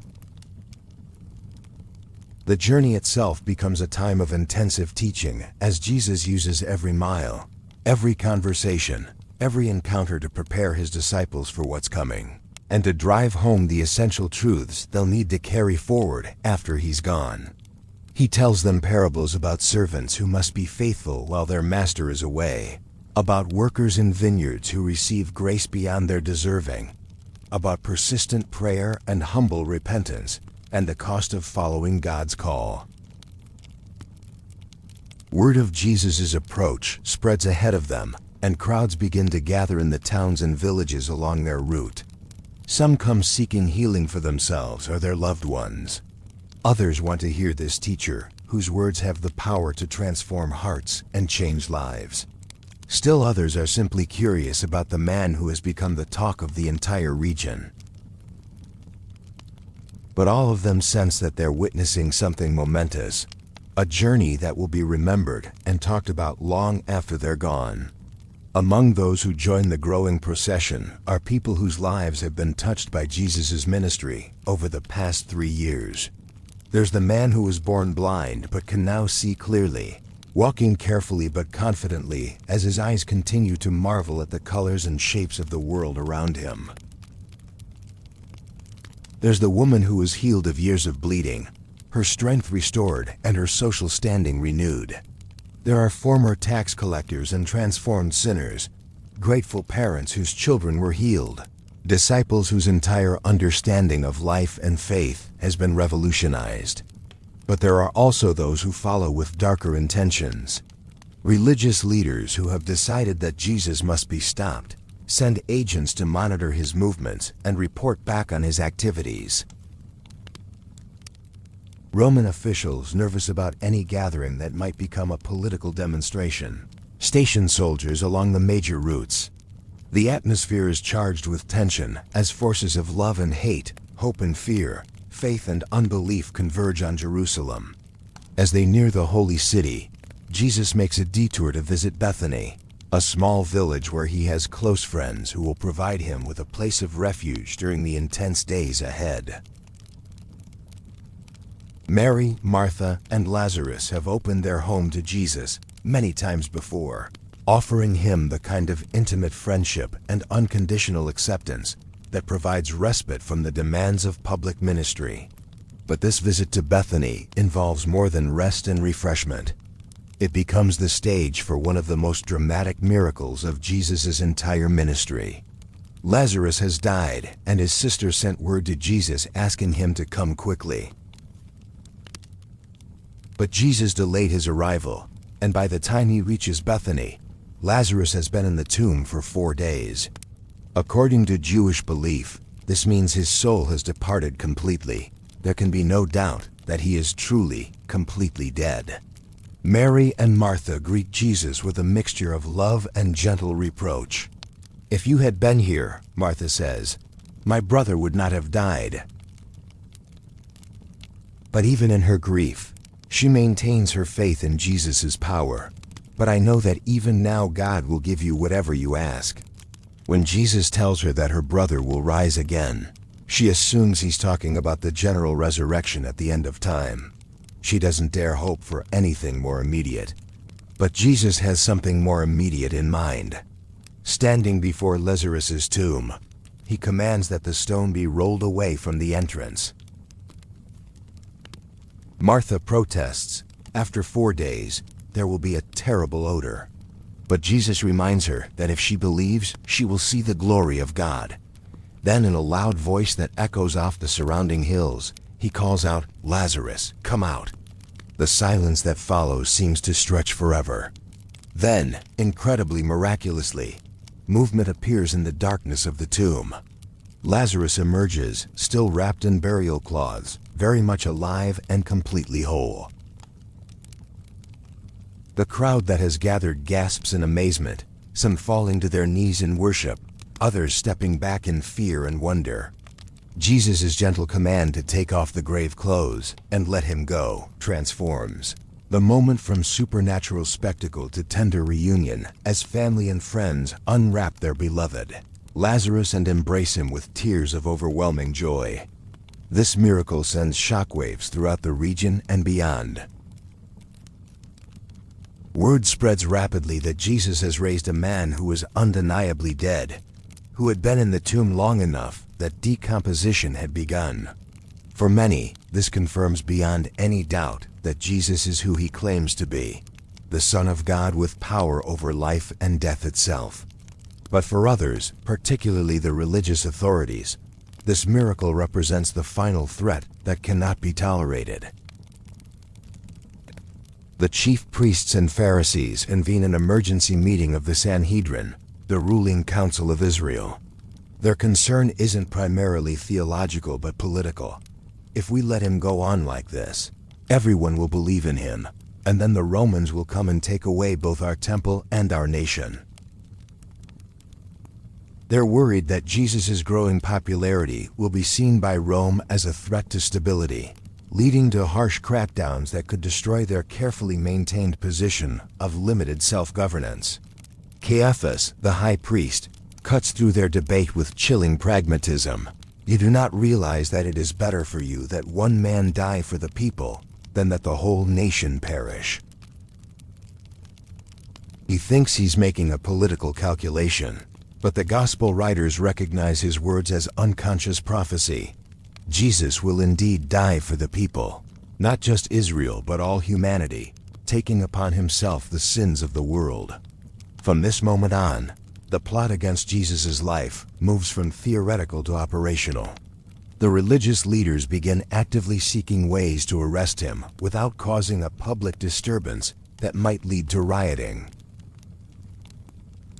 They know that Jesus has too many supporters among the common people for a direct confrontation during one of the major festivals when Jerusalem is crowded with pilgrims. They need a more subtle approach, perhaps involving betrayal from within his own circle. Meanwhile, Jesus continues his journey toward Jerusalem, knowing full well what awaits him there, but also knowing that this path of suffering is the only way to accomplish the redemption he came to provide. He speaks more openly now about his coming death, trying to help his disciples understand that what looks like defeat will actually be victory, that what appears to be ending will actually be beginning. The crowds that accompany Jesus as he approaches Jerusalem grow larger and more enthusiastic with each mile. Many of them are pilgrims heading to the city for Passover, the great festival that commemorates Israel's deliverance from slavery in Egypt. They're filled with religious fervor and national pride, singing psalms and sharing stories of God's mighty works on behalf of his chosen people. As they crest the hill that gives them their first view of Jerusalem spread out below them, the sight takes everyone's breath away. The temple, rebuilt and expanded by Herod the Great, dominates the skyline with its gleaming white stones and gold-covered gates that catch and reflect the afternoon sunlight. The city walls, the towers, the countless houses climbing up the hillsides, All of it speaks of ancient glory and divine promise. But when Jesus sees the city, his response isn't triumph or excitement. Instead, he weeps. Through his tears, he speaks words of prophetic sorrow. If you, even you, had only known on this day what would bring you peace, but now it is hidden from your eyes. He sees not just the physical beauty of Jerusalem, but its spiritual condition, its rejection of God's love, its blindness to the very salvation that's being offered. The next day, Jesus makes his triumphal entry into Jerusalem, but it's a triumph unlike any the world has ever seen. Instead of a war horse that would symbolize military conquest, he rides on a young donkey, fulfilling the prophecy that the coming king would be gentle and riding on a donkey. Instead of soldiers and weapons, he's accompanied by disciples and common people. Instead of demanding tribute, he receives spontaneous worship from hearts that recognize divine love in action. The crowd spread their cloaks on the road before him and waved palm branches, shouting, "Hosanna to the Son of David! Blessed is he who comes in the name of the Lord! Hosanna in the highest!" They're quoting from Psalm 118, a messianic psalm that celebrates God's salvation. The word Hosanna means save us now, and the people are expressing their hope that Jesus will be the deliverer they've been waiting for. But even in this moment of public acclaim, Jesus knows that the same crowds who are praising him today will be calling for his crucifixion within a week. Popular opinion is fickle, and the kind of salvation he's offering isn't the kind most people are expecting. He's come not to establish an earthly kingdom, but to establish his rule in human hearts. He's come not to defeat Rome, but to defeat sin and death. He's come not to give people what they want, but to give them what they desperately need. Chapter 12. The Last Supper and Betrayal. The Passover season has arrived in Jerusalem, transforming the holy city into a bustling center of religious celebration and national remembrance. Thousands of pilgrims from throughout the Jewish world have converged on the ancient streets, bringing with them the excitement and reverence that accompanies this most sacred of festivals. The air is filled with the sounds of preparation, vendors calling out their wares, families making arrangements for the ritual meals, priests organizing the countless sacrifices that will be offered in the temple. For Jesus and his disciples, this Passover will be unlike any other in human history. Jesus knows that his hour has finally come, that the mission he came to earth to accomplish is about to reach its climax. But for his followers, the approaching festival represents something they believe will be a celebration of Jesus' triumph, the moment when he will reveal himself as the conquering Messiah they've been expecting. Jesus makes careful arrangements for their Passover meal, sending Peter and John into the city with detailed instructions for finding the upper room, where they will gather. There's something both intimate and mysterious about these preparations. Jesus clearly wants this final meal with his closest friends to be private, protected from the curious crowds and hostile authorities who have been watching his every move. As evening approaches and the disciples gather in the upper room, the atmosphere is charged with anticipation and underlying tension. They can sense that something significant is about to happen, though they don't yet understand what it will be. The room is prepared according to traditional requirements. Couches arranged around a low table, ritual elements of the Passover meal carefully laid out, oil lamps casting warm, flickering light on the walls. But before they begin the formal meal, Jesus does something that shocks everyone present. He rises from the table, removes his outer clothing, wraps a towel around his waist, and begins to wash his disciples' feet. In their culture, this is the work of a servant, the most menial of tasks usually performed by the lowest-ranking person in the household. For their master, their teacher, their Lord to kneel before them with a basin and towel is almost incomprehensible. Peter, characteristically, voices what they're all thinking. "Lord, Are you going to wash my feet?" When Jesus explains that he doesn't understand now, but will understand later, Peter protests vehemently, "No, you shall never wash my feet." But Jesus' response cuts to the heart of the matter. "Unless I wash you, you have no part with me." Peter, in his typical all-or-nothing style, immediately swings to the opposite extreme. "Then, Lord, not just my feet but my hands and my head as well." Through this simple but profound act, Jesus is teaching his disciples something essential about the nature of leadership in his kingdom. True greatness comes through service, not domination. True power is exercised in humility, not arrogance. The greatest among them must be willing to be the servant of all. By washing their feet, Jesus is showing them what love looks like in action. It kneels down, it serves others, it puts their needs before its own comfort or dignity. When he finishes washing their feet and returns to his place at the table, Jesus makes the lesson explicit. "Do you understand what I have done for you? You call me teacher and Lord, and rightly so, for that is what I am. Now that I, your Lord and teacher, have washed your feet, you also should wash one another's feet. I have set you an example that you should do as I have done for you." As they begin the Passover meal, Jesus takes the familiar elements and invests them with new meaning that will echo through eternity. The unleavened bread, which traditionally commemorates the haste with which their ancestors left Egypt, becomes in Jesus' hands a symbol of his body, which will be broken for the life of the world. "Take and eat," he says, "this is my body given for you. Do this in remembrance of me." The cup of wine, which usually represents the joy of deliverance and the blood of the Passover lamb that protected Israel from the angel of death, becomes the symbol of a new covenant, sealed not with the blood of animals, but with Jesus' own blood. "This cup is the new covenant in my blood, which is poured out for you," he tells them. The disciples receive these elements with reverence, though they don't yet fully grasp the depth of what Jesus is telling them. But then the mood in the room shifts dramatically as Jesus makes an announcement that sends shockwaves through the group. "Truly I tell you, one of you will betray me." The disciples look at each other in confusion and distress. "Surely you don't mean me, Lord?" they ask one by one. The idea that any of them could betray their beloved teacher seems impossible, unthinkable. Jesus doesn't identify the betrayer directly, but he gives a sign. "The one who dips his bread into the bowl with me will betray me." When Judas Iscariot dips his bread, Jesus speaks to him quietly.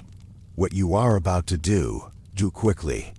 The other disciples don't understand what's happening. Some think Jesus is sending Judas on an errand related to the Passover meal, or telling him to give something to the poor, since Judas manages their common fund. But Judas understands, and after receiving the bread, he goes out into the night. The gospel writer notes that it was night, and the darkness outside seems to symbolize the spiritual darkness that has entered Judas's heart. Whatever complex mixture of disappointment, greed, and disillusionment has led him to this point, he has made his choice. He leaves the room filled with love and fellowship to meet with those who seek Jesus' destruction. After Judas's departure, Jesus speaks more openly with his remaining disciples about what's coming. He tells them that he will be with them only a little longer, that where he is going, they cannot come right now, though they will follow later. Peter, still not understanding, declares his willingness to die for Jesus, but Jesus gently corrects him. "Will you really lay down your life for me? Very truly I tell you, before the rooster crows, you will disown me 3 times. Rather than condemning Peter for his coming failure, Jesus offers comfort and hope. "Let not your hearts be troubled. You believe in God, believe also in me. My Father's house has many rooms. If that were not so, would I have told you that I am going there to prepare a place for you?" He promises that this separation will not be permanent, that he will come back and take them to be with him, so that they may be where he is. Jesus continues to pour out his heart to these men who have walked with him, learned from him, and loved him despite their limitations and failures. He speaks about the Holy Spirit who will come to comfort and guide them after he's gone. He talks about the peace he gives, which is different from the peace the world offers, not the absence of trouble, but the presence of divine strength in the midst of trouble. As the evening progresses, Jesus offers what has become known as his high priestly prayer, lifting his eyes to heaven and speaking to his Father with an intimacy that reveals the depths of their eternal relationship. He prays for himself, asking that through his coming suffering and death, God will be glorified. He prays for his disciples, asking that they be protected and sanctified as they continue his work in the world. And he prays for all future believers, that they may be one as he and the Father are one, united in love and purpose. The prayer reveals Jesus' heart for unity among his followers, his desire that their love for one another will be so evident that the world will recognize them as his disciples. He knows that after he's gone, they will face persecution, rejection, and countless challenges, but he also knows that if they remain connected to him and to each other, they will have everything they need to complete the mission he's giving them. As the night grows later and the time for departure approaches, Jesus prepares to leave this place of intimacy and fellowship for the garden where he will face his greatest trial and his disciples will face their greatest test. Chapter 13. The Cross and the Crown. From the upper room where love was poured out in service and communion, Jesus leads his disciples through the quiet streets of Jerusalem to a garden called Gethsemane, a place where olive trees grow thick and ancient, their twisted trunks bearing witness to centuries of prayer and solitude. This garden has been a frequent retreat for Jesus and his followers, a place where they could escape the crowds and find peace in the presence of God under the open sky. But tonight, the familiar garden feels different, charged with an atmosphere of impending crisis that even the disciples can sense. Jesus' demeanor has changed from the tender intimacy of the upper room to something heavier, more burdened.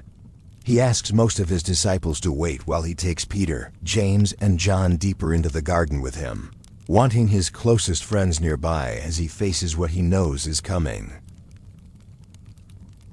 "My soul is overwhelmed with sorrow to the point of death," Jesus tells these three men who have witnessed his transfiguration and now must witness his agony. "Stay here and keep watch with me." Then he goes a little farther, perhaps just beyond their sight, and falls face down on the ground in prayer.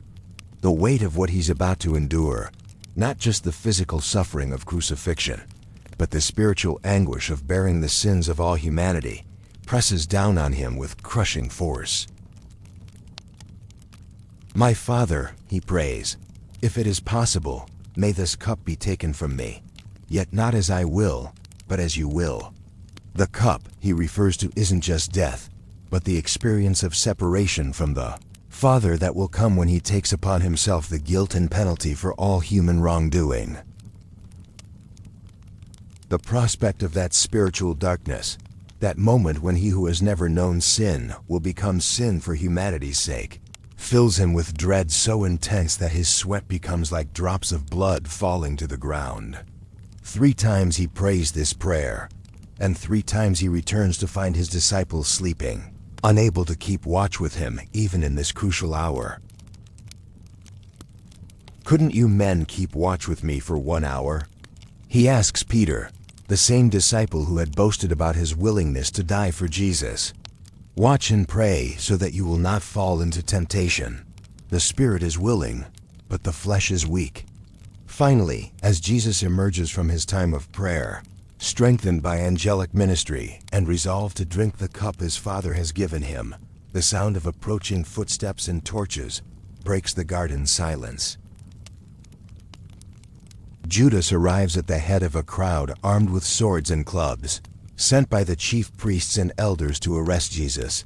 The betrayer's signal is a kiss, A gesture of affection turned into a symbol of treachery that will be remembered as long as human hearts understand the pain of betrayal. "Judas, are you betraying the Son of Man with a kiss?" Jesus asks, his voice filled with sorrow rather than anger. Even now, even at this moment of ultimate betrayal, Jesus speaks to Judas with the same love he has always shown. But Judas has made his choice, and the kiss he plants on Jesus' cheek sets in motion the final act of the drama that began in a stable in Bethlehem. The arrest happens quickly, though not without a moment of confused resistance.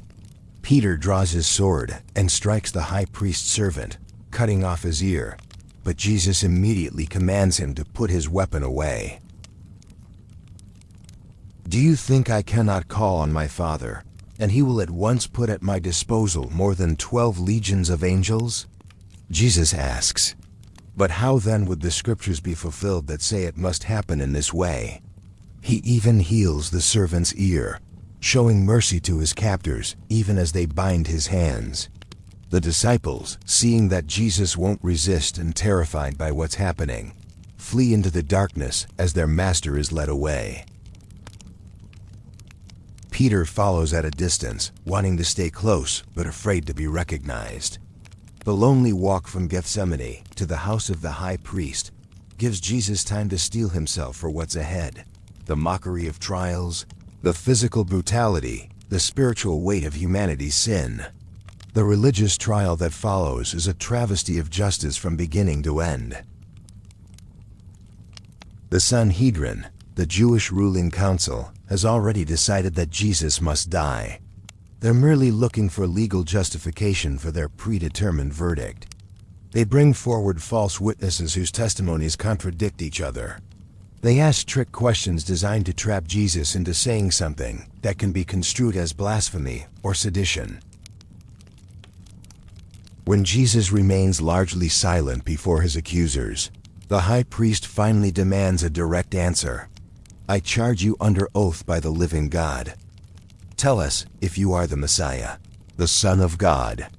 Jesus knows that answering truthfully will seal his fate, but he cannot deny who he is. "You have said so," he replies. "But I say to all of you, from now on you will see the Son of Man sitting at the right hand of the Mighty One and coming on the clouds of heaven." The high priest tears his clothes in a dramatic display of horror at what he claims is blasphemy. He has spoken blasphemy. Why do we need any more witnesses, what do you think? The verdict is immediate and unanimous. He is worthy of death. Then they begin to mock him, spitting on him, blindfolding him and striking him while demanding that he prophesy who hit him. Meanwhile, in the courtyard outside, Peter is facing his own trial. 3 times people recognize him as one of Jesus' followers, and 3 times he denies it with increasing vehemence, finally calling down curses on himself and swearing that he doesn't know Jesus. At that moment, a rooster crows, and Jesus, being led from one part of the building to another, looks directly at Peter. Their eyes meet across the courtyard, and Peter remembers Jesus' prediction. Overcome with shame and grief, he rushes out into the night and weeps bitterly. Since the Jewish authorities don't have the power to execute anyone under Roman occupation, they must take Jesus to Pontius Pilate, the Roman governor, and convince him that Jesus deserves death under Roman law. They change their accusations from blasphemy, which wouldn't concern a Roman official, to sedition, claiming that Jesus opposes paying taxes to Caesar and claims to be a king in opposition to Roman rule. Pilate questions Jesus privately and finds no basis for the charges against him. "Are you the king of the Jews?" he asks. Jesus responds with a question of his own. "Is that your own idea, or did others talk to you about me?" Their conversation reveals that Jesus' kingdom is not of this world, that he poses no political threat to Roman authority. Pilate declares his verdict: "I find no basis for a charge against him." But the crowd, manipulated by the religious leaders, demands Jesus' crucifixion. When Pilate offers to release Jesus as part of the Passover amnesty tradition, They choose instead to free Barabbas, a known revolutionary and murderer. The irony is bitter. They reject the true liberator in favor of a false one, the Prince of Peace in favor of a man of violence. Pilate makes several attempts to avoid crucifying Jesus, even having him flogged in hopes that this punishment will satisfy the crowd's bloodlust. But they continue to cry, "Crucify him! Crucify him!" Finally, Pilate symbolically washes his hands and declares himself innocent of Jesus' blood, though he signs the death warrant nonetheless. The Roman soldiers take Jesus away for crucifixion, but first they subject him to additional torture and humiliation. They strip him, dress him in a scarlet robe, place a crown of thorns on his head, and put a staff in his right hand as a mock scepter. Then they kneel before him in fake homage, saying, "Hail, King of the Jews," before spitting on him and striking him with the staff. The walk to Golgotha, the place of crucifixion, becomes a Via Dolorosa, a way of sorrows, as Jesus, weakened by the beatings and loss of blood, struggles to carry the heavy wooden beam of his cross through the streets of Jerusalem. The physical agony is compounded by the emotional pain of rejection and abandonment, the spiritual anguish of bearing humanity's sin. When they reach the place called the Skull, the soldiers offer Jesus wine mixed with gall, a mild narcotic to dull the pain, but he refuses it. He will face this suffering with complete consciousness, holding nothing back from the sacrifice he came to make. They nail his hands and feet to the wood and raise the cross, with Jesus hanging between heaven and earth, offering his life as the bridge between God's holiness and humanity's need. Even in his agony, Jesus continues to demonstrate the love that brought him to this moment. He prays for his executioners, "Father, forgive them, for they do not know what they are doing." He offers paradise to the repentant thief crucified beside him. He makes provision for his mother's care, entrusting her to the beloved disciple John. Each word from the cross reveals a heart that remains filled with compassion even as it breaks under the weight of the world's sin. As darkness covers the land from noon until 3 in the afternoon, Jesus cries out the most anguished words ever spoken. my God, why have you forsaken me?" In this moment, he experiences the separation from the Father that sin creates, drinking the cup of divine wrath that should have been ours. Finally, with the sacrifice complete and sin's penalty fully paid, he declares, "It is finished," and gives up his spirit. Chapter 14. The promise fulfilled. The silence that follows Jesus' death is profound and unsettling, broken only by the sounds of weeping from those who loved him and watched him die. The Roman centurion, a professional soldier who has witnessed countless executions, stares at the cross in amazement and declares, "Surely this was a righteous man," and some gospel accounts record him saying, "Truly this man was the Son of God." Even this hardened military officer recognizes that something extraordinary has just taken place.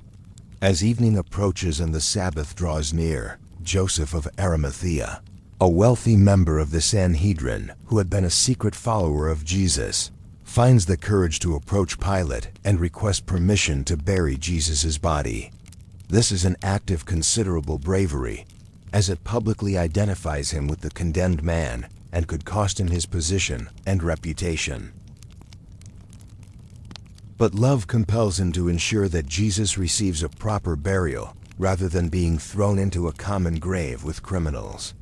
Together with Nicodemus, another Pharisee who had once come to Jesus under cover of darkness seeking truth, Joseph carefully removes Jesus' body from the cross and prepares it for burial according to Jewish custom. They wrap the body in linen cloths with aromatic spices and place it in a new tomb that Joseph had prepared for himself, carved out of rock in a garden near the place of crucifixion. A large stone is rolled across the entrance, and the women who had followed Jesus from Galilee note carefully where he is laid so they can return after the Sabbath to complete the burial preparations. The religious leaders, remembering Jesus' predictions about rising from the dead, asked Pilate to post guards at the tomb and seal it with an official seal to prevent the disciples from stealing the body and claiming a resurrection. Pilate grants their request, and Roman soldiers are stationed at the tomb with orders to prevent any disturbance. Ironically, their precautions serve only to make the coming miracle more undeniable. The Sabbath passes in sorrow and confusion for Jesus' followers. Everything they had hoped for seems to have died with their master. Their dreams of his kingdom being established, their expectations of his triumph over Rome, their belief in his mission, all of it appears to have been shattered on the cross. They huddle together behind locked doors, grieving not only the loss of their beloved teacher, but the apparent failure of everything they had given their lives to follow. Mary Magdalene and the other women who had devotedly followed. Jesus spent the Sabbath hours preparing additional spices and perfumes to anoint his body properly. Their love compels them to perform this final act of service, even though their hearts are breaking. They plan to arrive at the tomb as early as possible on the first day of the week, as soon as the Sabbath restrictions are lifted. But as Sunday morning dawns, something happens that changes everything forever. While it is still dark, the earth trembles with supernatural power. An angel of the Lord descends from heaven with an appearance like lightning and clothing white as snow. The guards at the tomb are terrified and fall unconscious as the angel rolls away the massive stone from the tomb's entrance, not to let Jesus out, but to let others see that he is no longer there. When Mary Magdalene and the other women arrive at the tomb carrying their burial spices, they find the stone already rolled away and the tomb empty except for the grave clothes lying there undisturbed. Their first thought is that someone has stolen the body, adding insult to the injury of Jesus' death. Mary runs to tell Peter and John while the other women remain at the tomb, weeping and confused. It's then that they encounter the angel, whose words transform their sorrow into wonder. "Do not be afraid, for I know that you are looking for Jesus who was crucified. He is not here. He has risen, just as he said. Come and see the place where he lay. Then go quickly and tell his disciples, he has risen from the dead and is going ahead of you into Galilee. There you will see him." Peter and John race to the tomb when they hear Mary's report, John outrunning Peter but waiting for him at the entrance. Peter, characteristic of his impulsive nature, immediately goes into the tomb and sees the linen cloths lying there, and the cloth that had been wrapped around Jesus' head folded neatly by itself. John follows him in and sees the same evidence, and the Gospel records that he saw and believed. The careful arrangement of the grave clothes suggests not a hasty theft but a calm, purposeful departure. But it's Mary Magdalene who receives the privilege of being the first to see the risen Jesus. After Peter and John return to tell the other disciples what they've found, Mary remains at the tomb weeping. When she looks into the tomb again, she sees two angels sitting where Jesus' body had been. They ask her why she's crying, and she explains that someone has taken away her Lord, and she doesn't know where they've put him. Then she turns around and sees a man standing there whom she assumes is the gardener. Through her tears, she asks him if he has carried Jesus away and pleads to know where the body has been placed so she can take care of it. But then the man speaks her name, Mary, and she immediately recognizes the voice of her beloved teacher. "Rabboni!" she cries, reaching out to embrace him. Jesus gently restrains her touch, explaining that he has not yet ascended to the Father. But he gives her the most important commission in human history. "Go to my brothers and tell them, I am ascending to my Father and your Father, to my God and your God." Mary Magdalene becomes the first evangelist, the first to proclaim the resurrection, running to the disciples with the news that changes everything. "I have seen the Lord." Later that same day, Jesus appears to two disciples walking on the road to Emmaus, though they don't initially recognize him. He walks with them, listening to their confused and sorrowful discussion of recent events, then begins to explain from the scriptures how it was necessary for the Messiah to suffer before entering his glory. Their hearts burn within them as he speaks, though they don't yet understand who their companion is.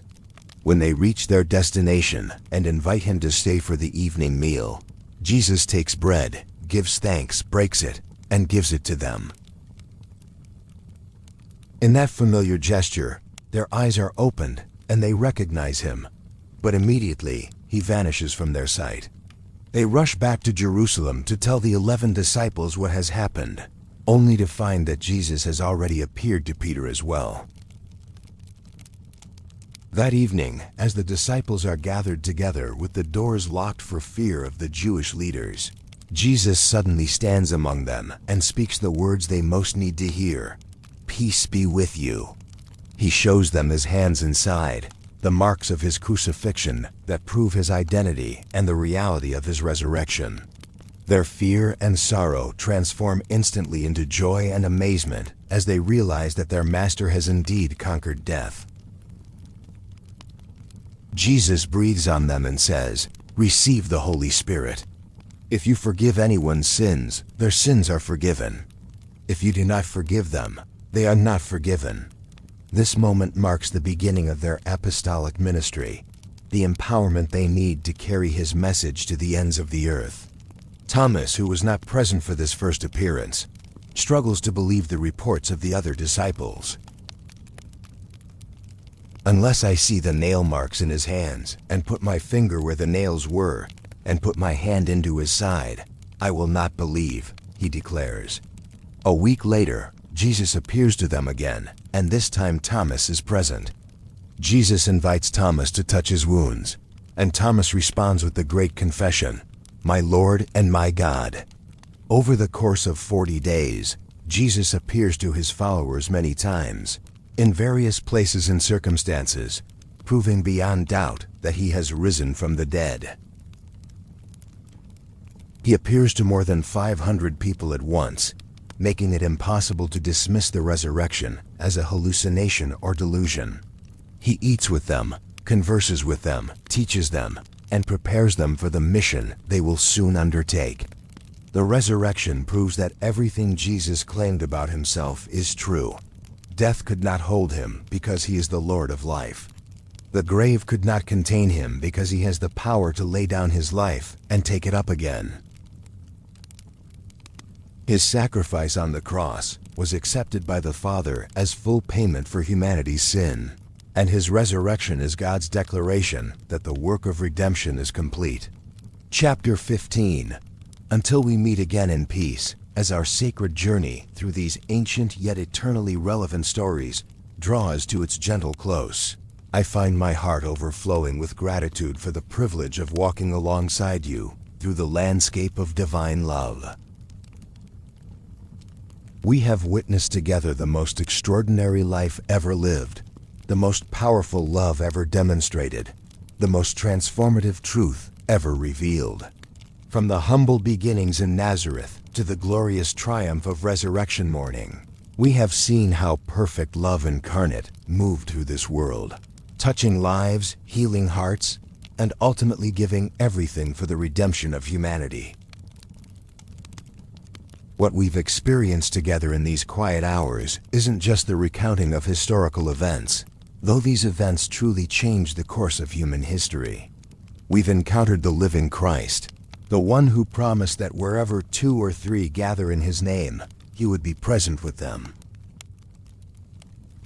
As you've allowed your heart to be touched by his compassion, your spirit to be moved by his sacrifice, your soul to be comforted by his resurrection power, you've been participating in the ongoing reality of his love that transcends time and space.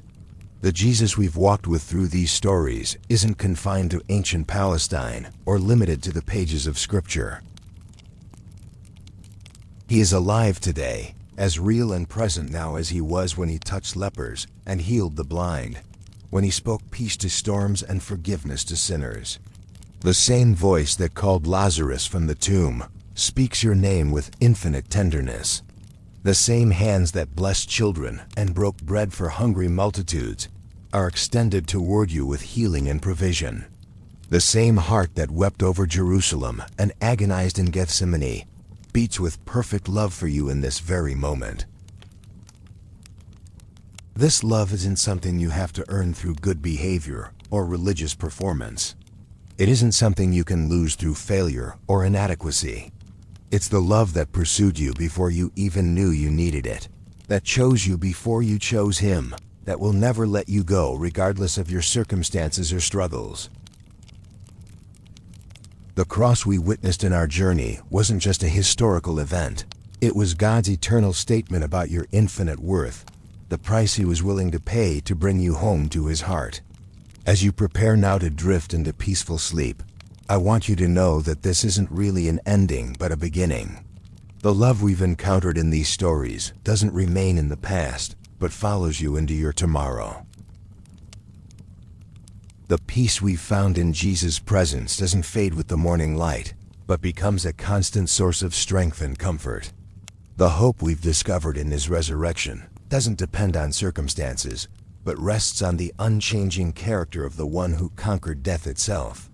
My heart is deeply moved by the community that has formed around these sacred stories, the beautiful family of fellow seekers who have found rest and renewal in these quiet hours together. Whether you've been part of this journey for a long time, or whether tonight was your first experience of this kind of spiritual rest, you are treasured beyond measure. Your presence has enriched our shared experience. Your heart has added to the symphony of worship that rises from grateful souls all around the world. If these stories have blessed your life, if these moments of peace have brought comfort to your weary spirit, would you consider sharing this gift with others who might also be seeking rest for their souls? So many people in our world are carrying heavy burdens, wrestling with difficult questions, longing for the kind of love and acceptance they've glimpsed in our time together. A simple recommendation to a friend, a gentle sharing of your experience, could be the means God uses to bring another weary traveler into this place of peace. I would be honored if you would subscribe to continue this journey with us, becoming part of our ongoing exploration of the stories that have brought hope and healing to countless hearts throughout history. There are so many more sacred narratives to discover together, stories of grace and redemption, of faith and transformation, of ordinary people touched by extraordinary love. Each subscription strengthens our community and enables us to create more content that brings spiritual rest to souls that desperately need it.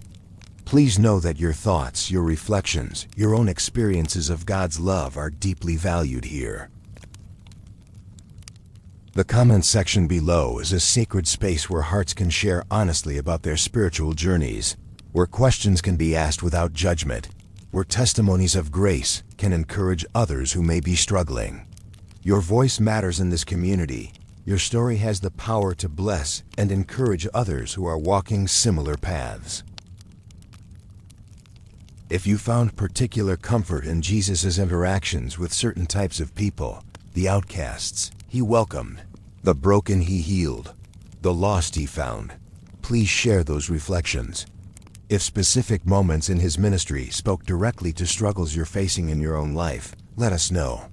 Your openness creates space for others to be honest about their own needs and discoveries. Together, we're creating a tapestry of testimony that reveals the many ways divine love meets human need. Perhaps tonight's journey has awakened a hunger in your heart for more stories of faith and hope. Maybe you'd appreciate hearing about the early church and how the apostles carried Jesus' message throughout the ancient world. Or perhaps you'd be blessed by exploring Old Testament stories of God's faithfulness to His people through centuries of wandering and waiting. The lives of Christian saints and mystics throughout history offer countless examples of ordinary people transformed by extraordinary encounters with divine love.